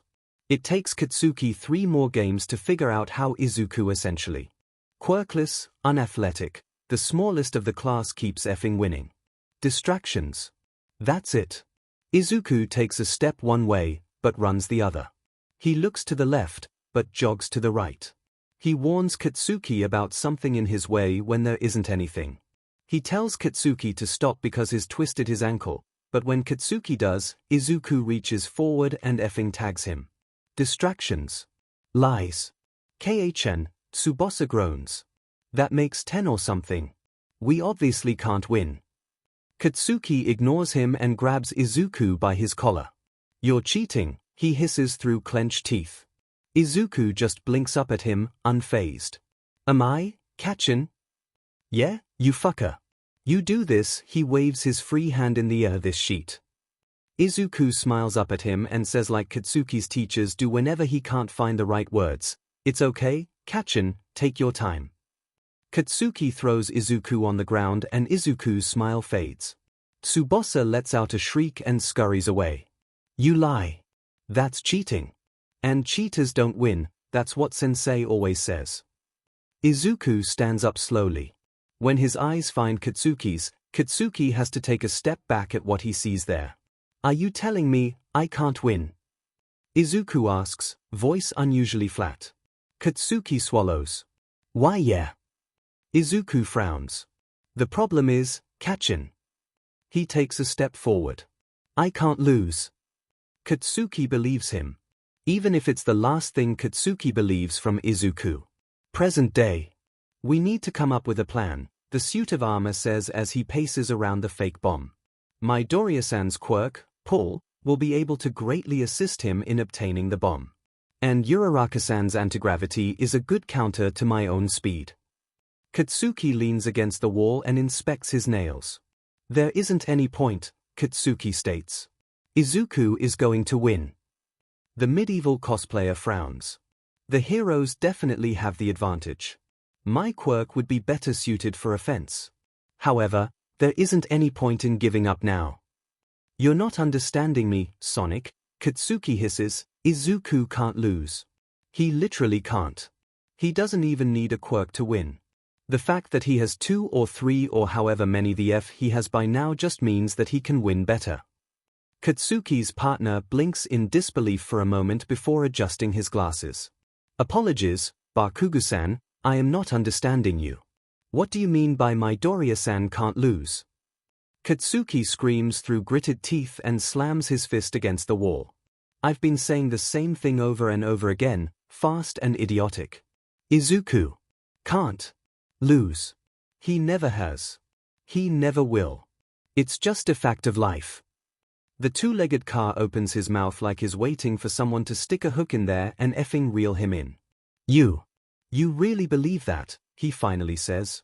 I don't need to believe it when it's Newton's fourth effing law, sailfish. The sailfish opens his mouth and sighs. It appears you are completely convinced of this. He clears his throat and taps the communication device in his ear. All Might Sensei. Am I allowed to request a change of partner? After a moment of silence, All Might answers to both of them, no, Ida-kun. Team-ups are assigned randomly to simulate real-world situations. The roster may not be changed after selections. The worry in denial looks like he was expecting that answer. Understood. We're going to lose, Katsuki says again. There is no harm in trying. But Katsuki knows that there is harm in trying. If you try, you can fail. If you don't try, you can't fail. You think it'll really work? Uraraka asks, hopping from foot to foot, smiling wide. Izuku nods. I do. Ida-kun won't expect it and I doubt Kachin will be a threat. All right. She pumps a fist into the air. We got this. Oh. Why don't we create codenames? Izuku claps his hands together. That's a great idea. I'll be 14. Like the hero 13, but a number higher. Get it? Izuku smiles. I get it. Why don't I be 15, then? Just to keep it simple? That's perfect. And then Yagi announces that the heroes can begin. You ready? Izuku asks Uraraka. She extends a fist. Yep. Izuku knocks his knuckles against hers and says, just remember, if you find their location, don't initiate, just let me know. And no matter what I say on the comms, don't react unless I say the keyword, 14. Uraraka nods enthusiastically. Got it. They split up to search for the villains. Izuku takes the odd-numbered floors, 1 and 3, while Uraraka takes 2 and 4. Hey, Mido sorry, 15? Uraraka whispers through the communication devices in their ears. Yes. Izuku whispers back. He checks the next room, finds it empty, and moves on. You'll tell me about the rest of your hero costume later, right? Izuku frowns at the question. Of course I will. I said I'd tell you, didn't I? Uraraka is quiet for a moment before she says, I just know, it's fine. What is it? Izuku asks. No, it isn't important. Izuku doesn't like leaving things unsaid, but he isn't going to push her. All right. I've cleared the first floor. How's the second going? Almost done. I'm moving on to the third. Cool. Uraraka finds them in a room on the fourth floor. Like Izuku predicted, both Ida and Katsuki are playing defense. Uraraka meets Izuku in the hallway and silently gestures at the room. Izuku signs, "Do you know exactly where the bomb is located in the room?" Uraraka just stares at him. Realizing she can't understand sign language, he drags her down the hallway a bit and asks her the question verbally. She nods. It's in the center. Ida is guarding it pretty well. I didn't see Bakugu. All right. There's another entrance, right? Yeah, that side door. Izuku smiles. You'll use that one. You're sure you can do this? Uraraka asks with tight lips. We can always try something less finicky. Don't worry, 14. Planning and talking are my two strongest suits. Anyway, if it comes down to it, I can always use my quirk. Uraraka nods at that. Right. Yeah, you're right. She exhales and puffs out her chest. All right. We've got this. What do you mean the hero team wins? One of them asks. Shoto doesn't know, or care, which one it is. However, Shoto does want to know the answer to that question. He's wondering the exact same thing. All Might begins sheepishly, looking between the screen and the 16 expectant students. They won. Someone else exclaims, that's not an answer. How'd they win? What happened? Tell us. All we saw was Midoriya enter the room, somehow draw Ida away, and did Bakugu even do anything, and then Uraraka just walked on in and won. What is that? All Might clears his throat. Well, why don't we just ask the four themselves to explain it? Shoto had watched the whole trial, only because he didn't have anything better to do and Midoriya got first during the quirk aptitude tests. However, without audio, he was unable to discern the nature of their battle. Shoto knows what a battle is. It isn't whatever that was. A battle is fists against flesh, knives against knives, quirks against quirks, fire against ice. That was 2 minutes long and nothing. No contact, no quirk usage, no pain. That, in no shape or form, could be called a battle. But Midoriya got first in the quirk aptitude tests. What Shoto can't understand is, why didn't he use it? If Shoto didn't already know that his quirk is some sort of strength enhancement or telekinesis, he wasn't paying enough attention during the aptitude test to figure out which it is, he would have guessed it was one of those invisible quirks. But Midoriya's quirk isn't invisible, which means he just didn't effing use it. We're back. Midoriya calls as they step through the doors. What's the next team up? The room stares at him until a girl with pink skin and horns Shoto thinks she might have been the same one who interrogated All Might just a minute ago runs up to Midoriya and essentially attaches herself to his vest. Midoriya, she whines, tugging at his hero costume. What happened? You have to tell us. Midoriya stands stock still for a moment with wide eyes before he smiles and gently peels her off of him. Are you asking about the battle trial? He asks her like adults have asked a 4-year-old Shoto if he knows how to read yet. Of course, the girl whines. She pouts. All Might kept the audio off and it was over before it even started. Come on. Tell us. Over before it even started. That sounds about right to Shoto. Yorozu steps up second place in the quirk aptitude test, another recommended student.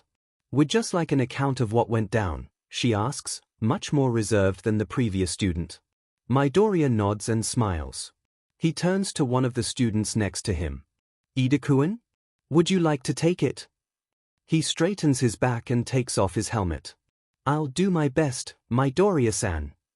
The room silences and listens. In short, Midoriya-san distracted me so. Uraraka-san could disarm the bomb. It was an unpredictable and extraordinary plan. I didn't see it coming at all. Shoto takes a step forward. Then he takes another, and another. He takes enough steps forward until he's only a meter from Midoriya. What? He asks. He thinks he might be glaring, or maybe his eyebrows are furrowed in confusion. A trivial detail. That's it. The student wearing a whole goodness, the impracticality suit of armor nods. Yes, from my point of view, that is all that went down. Is something the matter, Todoroki-kun? Midoriya asks. Despite being a head shorter than Shoto, somehow Midoriya is still looking down on him. That's not a battle, Shoto answers. He tilts his chin up, refusing to let Midoriya get the upper hand. Midoriya just smiles, again, and turns away a little bit. Giving up? No, Shoto can still feel that Midoriya's attention is on him. All Might Sensei? Midoriya asks. Exactly how long from the start of the timer did it take for us to clear this activity? After a moment, All Might says, 3 minutes and 14 seconds. And were there any injuries? No, Midoriya-kun. Midoriya turns back to Shoto. There are 2 types of battles, Todoroki-kun. Those you can win by talking your way through them, and those you can't. His voice is sweeter than honey, he's smiling, but there's something in his eyes that's darker. A threat. Shoto opens his mouth to respond, to say something, anything, but Yorozu speaks up instead. I was curious. Couldn't you have easily passed with your quirk, Midoriya-san? Why didn't you use it at all? I mean, your more pacifistic route is definitely an option, but what made you decide to take it? Midoriya's eyes leave Shoto, and Shoto knows he's lost his attention. Just like that, like he never really had any of it to start with. That's a great question, Yorozu-san. I don't like relying on my quirk or physical combat. Shoto blinks as he tries to comprehend what Midoriya just said. Not relying on his quirk or physical combat. What else is there? Ranged combat? Wait, that's still physical, isn't it? If you immediately start with combat, Midoriya is continuing, unknowing to Shoto's inner turmoil, you have to end with combat. You don't have any other options. However, if you start with talking. What? That's his alternative? How is talking an alternative to quirks? Your fallback option is the combat. Does that make sense? No, Shoto wants to say, but he doesn't. Sort of, Yorozu answers. I understand it in theory, but I don't see how you can use talking in replace of combat. I believe you, definitely, especially after watching your battle trial, but I don't understand it. I apologize. Shoto doesn't understand or believe him. No need to apologize, at all. All Might Sensei, if we have time and everyone is cool with it, could we watch the trial again, but with audio?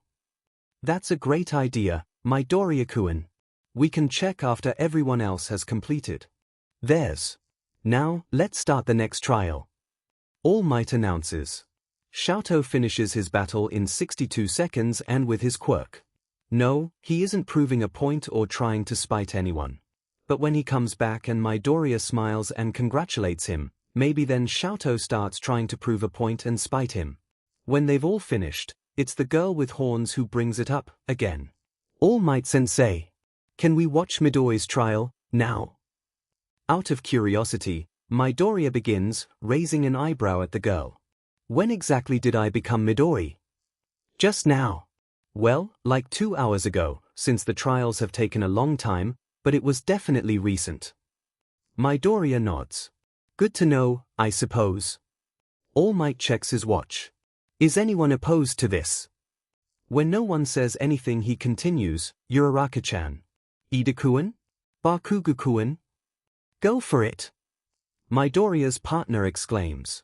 It is fine with me, the student in a suit of armor answers. Just don't stream my own audio, the blonde grunts. All Might nods and says, I'm going to skip the planning phase, for timing purposes, and go straight to the interactions. They all huddle around the screens and stare expectantly until it starts. On screen, Midoriya walks into the room with both the villains and the bomb. When the student in a suit of armor and Midoriya notice each other, Midoriya jolts and jumps almost a foot into the air. You're Uraraka-chan. Midoriya exclaims, a hand at his ear. I've found the villains. 4th floor, northeast corner. Come quick. The kid in a suit of armor belts out a cheap evil laugh. Some students in the class snicker or laugh. If Xiaotou was the kind of person to snicker or laugh, he probably would. He hears better evil laughs from his father on a daily basis. He points a finger at Midoriya. "Ha!" he exclaims. "You may have discovered our location, but it's currently 2 against 1, hero. Good luck." Midoriya's smile fades into a worried frown. "Uraraka-chan," he asks quietly. "Are you there?" Midoriya slowly sinks into himself, arms first, then shoulders. He looks up a little bit and says, She isn't responding, Ida-kun. I'm scared."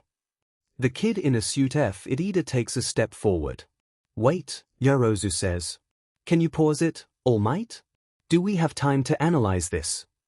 All Might pauses it and looks like analyzing is the last thing he wants to do. If you all want to, I suppose we can." Yorozu nods. "Where is Uraraka-san, right now?" "Here," the girl exclaims, shooting a hand in the air. Midoriya chuckles and says, "She's waiting outside the other door, completely safe." "So, this is all acting?" Yorozu asks. Midoriya nods. "Yes." Someone lets out a wolf whistle. "Sure it. Maybe you should have gone into pro-acting instead of pro-heroing, dude. I seriously thought Uraraka was in real trouble." As the person on the receiving end of Midoriya-san's phenomenal acting, I vouch 100% for his skills, Ida says. Midoriya starts. "I'm not." "Really?"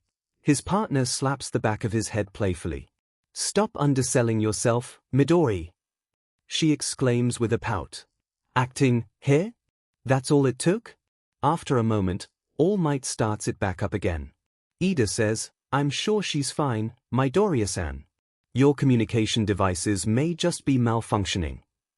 Midoriya lets out a breath so heavy it rattles his entire body. It's just what if something happened to her? What if she got Midoriya flinches and wraps his arms around his torso? What if she got crushed, like what happened during the entrance exam? Xiaotou feels the room tense. Someone lets out a quiet, "If," and someone else whispers, "You three were in the same arena, weren't you? Way to hit the heartstrings, bro." Ida sets the bomb down and steps up to Midoriya, his hands out in a pacifying manner. "It'll be fine, Midoriya-san. We'll get in contact with her. UA will keep her safe." Midoriya's smile is a frown. "You think so?" Ida nods emphatically and places a hand gently on Midoriya's shoulder. "I do. But if she's trapped somewhere, she only has 14 seconds. Midoriya's partner silently steps through the other door. She's shaking a bit, but she manages to sneak over to the bomb and tap it as Midoriya says, of a lack of air before she falls unconscious. What if she's already? The hero team wins." All Might announces. All Might stops the video. "There. Midoriya really did it. He actually talked his way through the entire battle, without using his quirk once, without a single move of hand-to-hand combat." Someone starts clapping. It's some guy with blonde hair and an over-the-top sparkly getup. He steps up to the front of the room, clapping with exaggerated motions. "Encore! Encore!" he announces, sparing a moment to flip his hair. "An amazing performance from our own Midoriya. Le talent. Let's all give him a round of applause." Applaudissements. "Encore!" There's a moment of hesitation before the room slowly joins in on the applause. Xiaotou expects Midoriya to eat up the praise, to step into the spotlight with a smile on his face. Maybe he'll even bow. It wouldn't surprise Xiaotou. What does surprise Xiaotou is that Midoriya is doing none of those things. Instead, Midoriya is standing stock still, a perfect smile on his face, staring at no spot in particular. He almost looks like a doll. Once the applause has died down, Midoriya says a careful, "Thank you." "Yeah," the horned girl exclaims like nothing happened. "Have you taken any acting classes, Midori?" "Oh, no, I haven't." "Well." All Might booms. "This has been an enlightening conversation. However, you all must get changed and to lunch." Uraraka takes one step into the cafeteria and stops in her tracks. "I can't believe this. Again?" "Again, what?" Ida asks, then follows her into the cafeteria. "Yes. I do recall Aizawa-sensei saying something this morning about an adjusted schedule due to the battle trials. It looks like we won't have a chance to meet with our friends in the other departments quite yet. I think we have a normal schedule tomorrow, so we should be able to see them. Uraraka exclaims as they walk over to lunch rush. That's great. Izuku answers. They step into line and he continues, Uraraka-chan, would you want to stay after school today to meet with the support department? Ida-kun, if you're free, you can come too. Uraraka claps her hands and smiles. I think that's a great idea, Midori. Oh, I can call you Midori, right? Of course. Let me check with my father. Izuku pulls out his phone as Ida announces, unfortunately, I already have plans, but I appreciate the offer. If you see Wakita-san, please tell her I say hello. DM Father. Midoriya Izuku. Could I please stay late after school, today? It will likely only be for an hour, at the most. Father. Of course. Just be home by dinner. Midoriya Izuku. Will do. I'll be home by 5. Uraraka and Ida get their meals and then the three of them sit at the first open table they find. Uraraka seats herself right next to Izuku and Ida sits across from them. Did you have plans with your father? Ida asks. Oh, no. He doesn't have the best health, so I like being home for him. I do a lot of work around the house and make sure his medical equipment stays up and running, so I can't stay out too late. That is a valiant undertaking, Midoriya-san. Ida exclaims. Wow. That's so sweet of you. Does your mother work evenings, or something? Oh, Izuku hums for a moment, trying to think of the softest way to put this. She passed away when I was born. Uraraka looks at Izuku with this frown on her face and wide eyes. When her eyes start to dampen, Izuku extends his hands and smiles. It's fine, Uraraka-chan. I never knew her. And my father was around a lot when I was a kid, so it wasn't that big of a deal. I'm sorry for bringing it up, she pouts. Ida clears his throat. If Midoriya-san says it's fine, I think we should believe him. Also, Uraraka-san, you may be making a bigger deal out of this than is necessary. I don't think Midoriya-san felt bad until you did. Izuku smiles at Ida. Honestly, sometimes Ida is just what Izuku needs. Uraraka nods. Sorry, you're right. I just couldn't imagine living without my mom, you know. I actually don't know, Izuku starts. Uraraka playfully punches him in the arm and chuckles. That was actually funny, Izuku. I had no idea you had a sense of humor. Izuku tries not to overthink that, but suspects he'll find himself lying in bed at 2 in the morning studying ways to have a better sense of humor.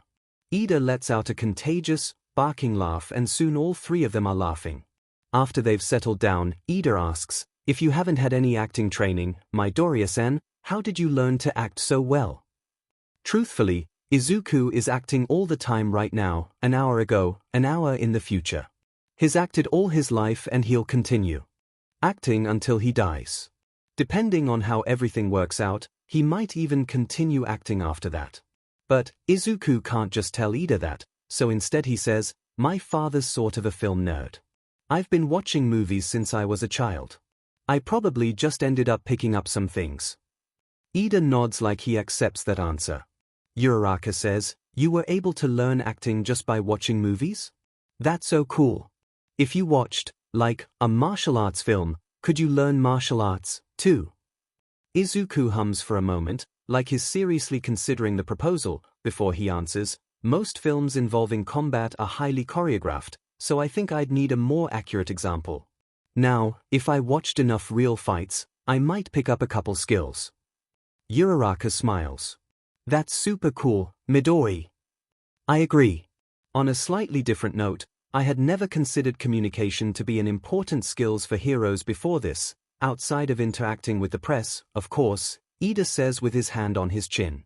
The fact that it's always been an option available is extremely eye-opening.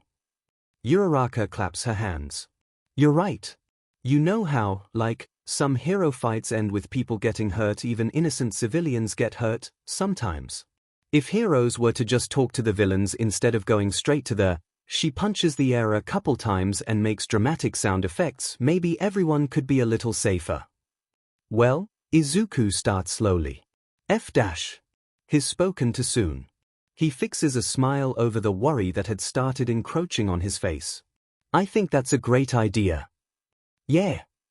Uraraka asks with bright eyes. Ida frowns. However, I do know for a fact that I cannot act as effectively as Midoriya-san can.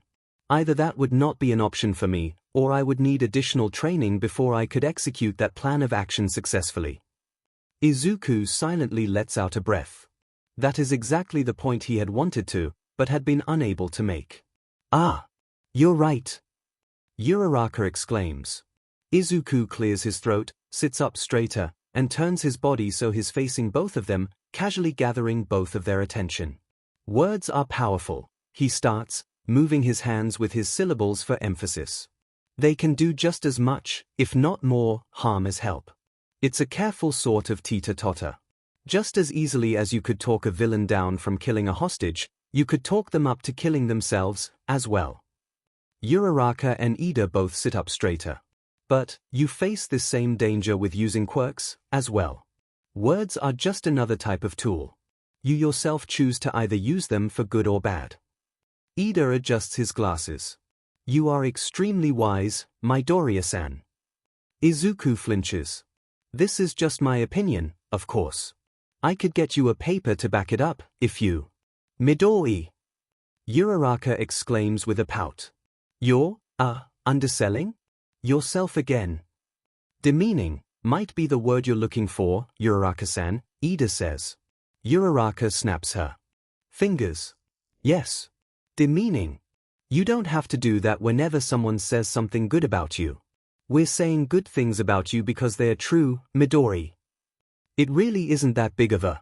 Uraraka's glare and the pulsating pink blue of compassion emanating from her stops him in his track. Midoriya-san, Ida says, more reserved than Izuku has ever heard from him before. Izuku settles on smiling softly and saying, sorry. Uraraka opens her mouth, but just lets out a sigh. Don't worry about it, Midori. We just want you to be happy. Izuku doesn't understand. The only time he's ever heard words even close to these are from his father, but then they were thrown at him knives carefully aimed for maximum damage. These are honest. It's almost like they actually, seriously want him to be happy. No, that's impossible. They are probably lying, even if empathy says otherwise. Izuku smiles and says, of course. I understand. Thanks. They both smile back, and then Ida clears his throat and says, oh, Midoriya-san, I am curious about something. Yes. During the battle trials, Bakugo-san mentioned something about you having 2 or 3 quirks. I brushed it off, but I was wondering if you have any idea what he meant. As far as I am aware, a person can only have a single quirk. Izuku nods. Research has proven that, at this moment in our evolution, we can only hold a single quirk. However, Izuku smiles softly. Research has also proved that a single quirk can act as multiples. The hero Dawn, for instance. She inherited the traits of her great-grandmother's quirk and her mother's. Her great-grandmother's quirk was aura. She could create small orbs of light. They weren't incredibly powerful. Dawn's mother could control the intensity of lights within her eyesight. Since Dawn inherited a combination of both these quirks called light control, she now has almost complete control of light. It is, of course, limited to her own line of sight and she doesn't have any natural safeguards against it, so her hero costume is mostly support. She has many fighting styles, her most unique and challenging being completely darkening the area and fighting blind. It requires immense skill and effectively incapacitates. Izuku freezes and bites his tongue. He was just supposed to answer the question, not go on a rant. He can feel both Ida and Uraraka staring at him, judging him. He can feel his heart yelling at him. Uraraka smiles. Wow, Midori. I don't think I've ever heard you speak so much at once before. Izuku cringes. He hadn't meant to. He just got distracted, got caught up in his head. I've never heard of this Dawn before, but her quirk is interesting, Ida says. Light creation and control. Izuku looks down at the table, waits for the but. Hey, Uraraka starts. Do you think Aizawa-sensei knows her? He's an underground hero, right? Izuku looks back up. They aren't going to chastise him? Ah. Too ineloquent. He swallows. He might, actually. Dawn works nights sometimes, so it's highly plausible. Uraraka smiles kindly at him. He tries to convince himself it's real. You seem to know a lot about heroes, Midori. You knew about Aizawa-sensei, too, when no one else did. Izuku clears his throat. Yes, well. To answer Ida-kuen's initial question. Uraraka shakes her head. Why don't we talk about heroes, she asks. Izuku blinks dumbly. Uraraka cringes and asks, instead, do you want to talk about heroes? Tenya waits in silence for Midoriya to answer the question. He's buzzing with energy, wants to push it, wants to know. Does Midoriya want to talk about heroes? What does Midoriya want to talk about? Who is Midoriya? But Midoriya just stares at Uraraka for a solid couple seconds, face completely unreadable like always. Tenya opens his mouth to say something encouraging, but Uraraka silently stops him in his tracks. Right. He shouldn't ruin the moment. Midoriya starts, then swallows. Uraraka places a hand gently on Midoriya's arm. It's okay, Midori, she starts quietly. You can tell us the truth. Midoriya's eyes scan Uraraka like he's looking for something. What that something is, Tenya doesn't know. After another moment, Midoriya exhales, closes his eyes, and says, sure, we can talk about heroes. I'd like to answer Ida-kuen's question first, though. Uraraka sighs and drops her hand away. Tenya just frowns a tad and adjusts his glasses. Midoriya was close, he thinks, to opening up. Which means there's a chance. Uraraka shoots Tenya a look and he knows she'll be texting him about this later. Tenya doesn't approve of talking behind Midoriya's back, but they're worried about him. Midoriya doesn't even really talk in front of their backs. Well, Midoriya starts, my quirk. It's sort of like Dawn's in the sense that it has multiple functions. Paul, you already know. Uraraka nods. The second is strength enhancement. Tenya remembers back to the entrance exam, back to Midoriya saying something like, I'm pretty strong, too, but that isn't my quirk. So it was his quirk? Based on Uraraka's frown, she's thinking the same thing. She opens her mouth, and for a moment Tenya thinks she might bring it up, but then she just smiles and says, that's super cool, Midori. Sounds impressive. And really helpful. The third and fourth, Midoriya continues and Tenya's heart drops, empathy and regeneration. Tenya ignores the pit in his stomach, the burning feeling of acid eating away at what little of his meals he's already swallowed. He ignores it, and instead asks Midoriya who his favorite hero is. It's Ignemium. Why does that just make Tenya feel so much worse? A few minutes later, Uraraka leans over the table to whisper, Todoroki has been staring at you this entire time, Midori. Izuku glances at Todoroki. Izuku was aware of the fact, but had been attempting to ignore it. Todoroki's been doing a crap job of hiding his staring, if he's been trying at all. Should I go talk to him? No. Uraraka answers, aghast. She leans backwards with wide eyes. Todoroki is scary. You can't just talk to him. Izuku looks back at Todoroki and raises an eyebrow. Scary? Scary is one of the last words he'd used to describe Todoroki. If anything, Todoroki is the one who's scared. Every time Izuku's seen his aura, he's been some sort of worried or anxious or on edge. Whenever someone moves too quickly or there's a loud noise, Todoroki's aura spikes bright enough that Izuku can feel it as long as they are in the same room. Also, just today, whenever Todoroki turns a little too far to his left, a ribbon of white stabs through his aura, pain. He's had it since he arrived to school this morning, which means it happened sometime before. Izuku checks the time on his phone. There's only a couple minutes left in lunch, anyway, and shrugs. I suppose you're right. He is sort of intimidating. Sort of. Uraraka shivers. He's been glaring icicles at you this entire time. He didn't even have to look at his food to eat it. That's hella intimidating, Midori. Izuku smiles at her and finishes eating. Right. That's intimidating. Mai is halfway between about to pack up and starting another project when someone knocks on the door. Thinking it's Power Loader, who else would it be at this hour, she hastily cleans up her workstation. By clean up, she means she tosses everything in her plastic bin, shoves it under the table, and slams her computer shut. I'm just finishing up, she yells. She does one last scan through of her station, finds nothing left but a couple loose bolts and scraps of fabric, and hurls herself over the rows of desk and to the door. Mai throws the door open and startles when she sees not Power Loader, but two first-year students. One is a boy with curly dark green hair and a polite smile.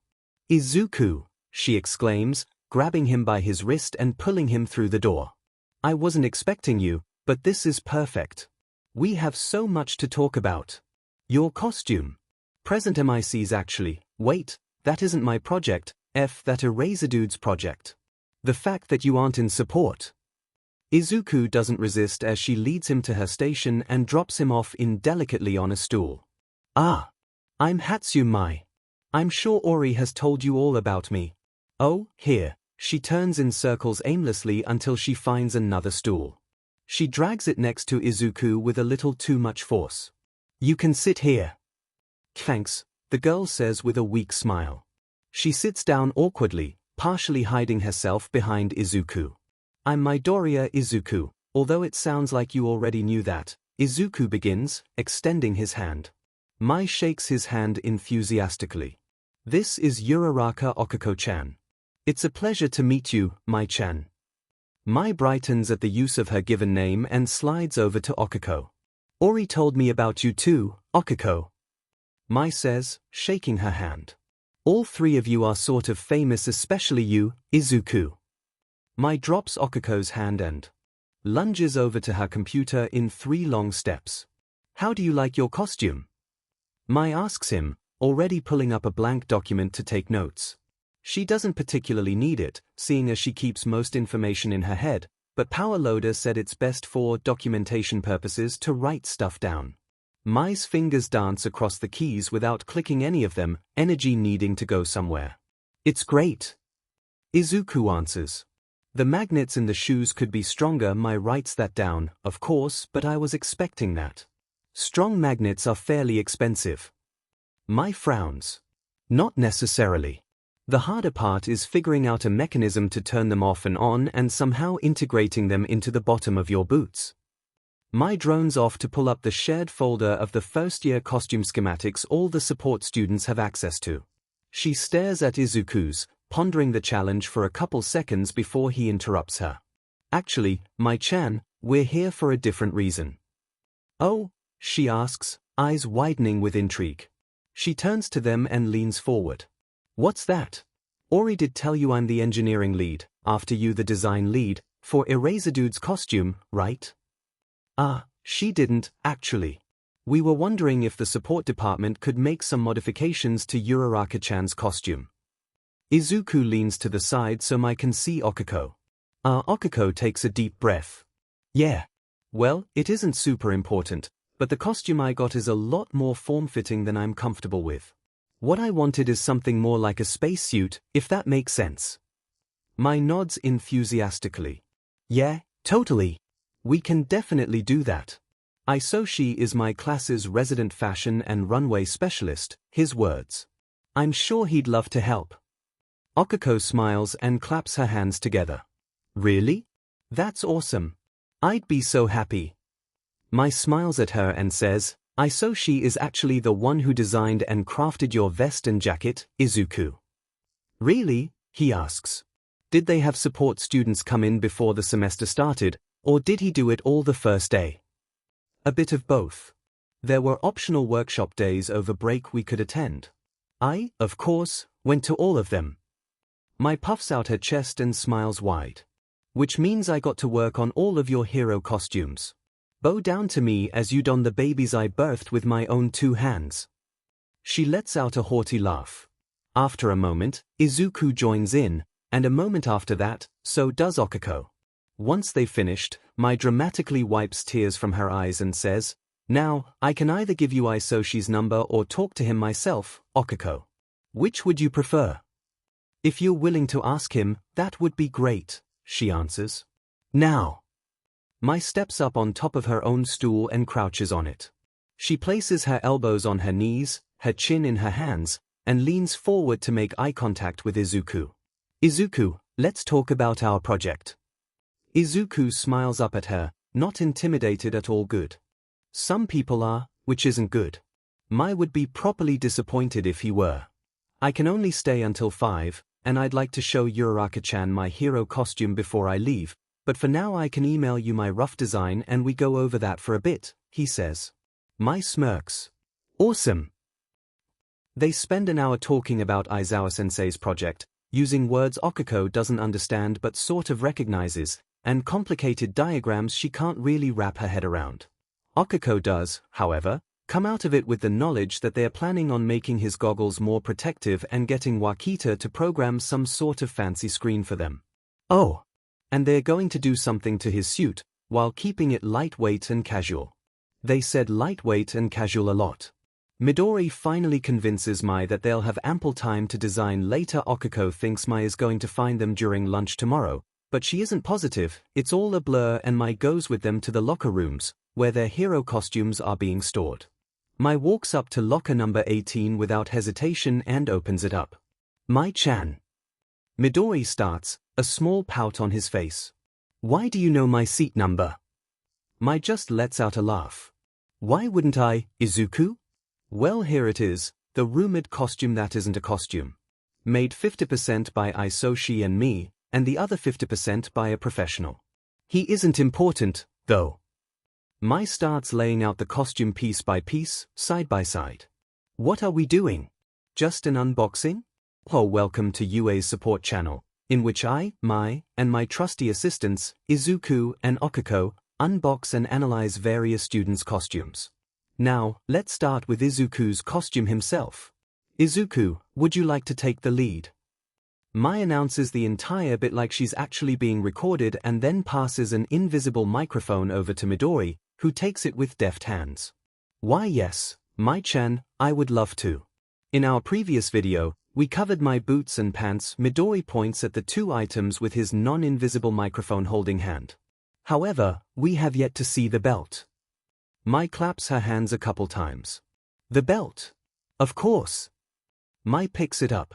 It's just a black, sort of thick leather belt with a buckle resembling that of an airplane's. Mai brings it up to Okako. See this button here? She points at a small button on the inside of the buckle with her thumb. Okako nods. When Mai clicks it, the beginning of a rope gently pops out of a small opening in the belt. The belt, Midori begins, still pretending to hold the microphone, has a thin, but strong rope threaded within it. With the click of a button, the rope is unlocked and you can pull it out. There is very minimal friction, so extraction is easy. Also, returning the rope to its storage is automated, so if you want it back in the belt, it will only take 2 seconds. On average, Mai begins with a finger in the air, 2.17, actually. Midori smiles and checks his phone for a second before continuing. The turtleneck is interwoven with protective material. It doesn't stand up to Kevlar, but it's close. Excuse me? Mai exclaims. She picks the turtleneck up off the floor and cradles it to her chest. This baby has my heart and soul interwoven into it. Don't just dismiss her like that. I apologize, Mai-chan, would you like to explain it? Mai smiles. Well, this baby is interwoven with protective material, of course. It may not be as strong as Kevlar, but it's way more comfortable and it's hella close. Wait, but Okako starts, face scrunched up in confusion. Midori just laughs. The vest! Mai exclaims, still hugging the turtleneck. Do the vest, next. Midori clears his throat. Well, the vest, as you can see, is fairly normal, however. The inside layer of fabric, Mai interrupts, eyes lit up with excitement, uses a similar technology to the camouflage older military fighter jets use. It won't make him completely invisible, but it'll confuse the F out of anyone trying to find him. The outside does the opposite, Midoriya adds on. It has subtle, reflective pieces here. He runs his hand across the slightly shinier cuts of the vest, the shoulders, and a stripe down each side. Okuko asks, "What if you don't want to draw attention or go sorta invisible?" Midori smiles. "Take the vest off." Okuko snorts and Mai laughs. "You'd lose all those pockets, though," Mai says. Midori shrugs. "You gotta do what you gotta do. The pads are just pads. Lightweight, flexible, removable. I'm considering getting an even thinner set, maybe something that will fit under my clothes." Mai shakes out the turtleneck and furrows her brows. "Yeah, I saw she was complaining about that, if I remember correctly. The elbow pads don't really go with the turtleneck, or something." Okuko chuckles, imaging some kid sewing a shirt and complaining about how it looks underneath elbow pads. Support department problems, she supposes. "The jacket!" Mai exclaims. "I actually don't know anything about it at all.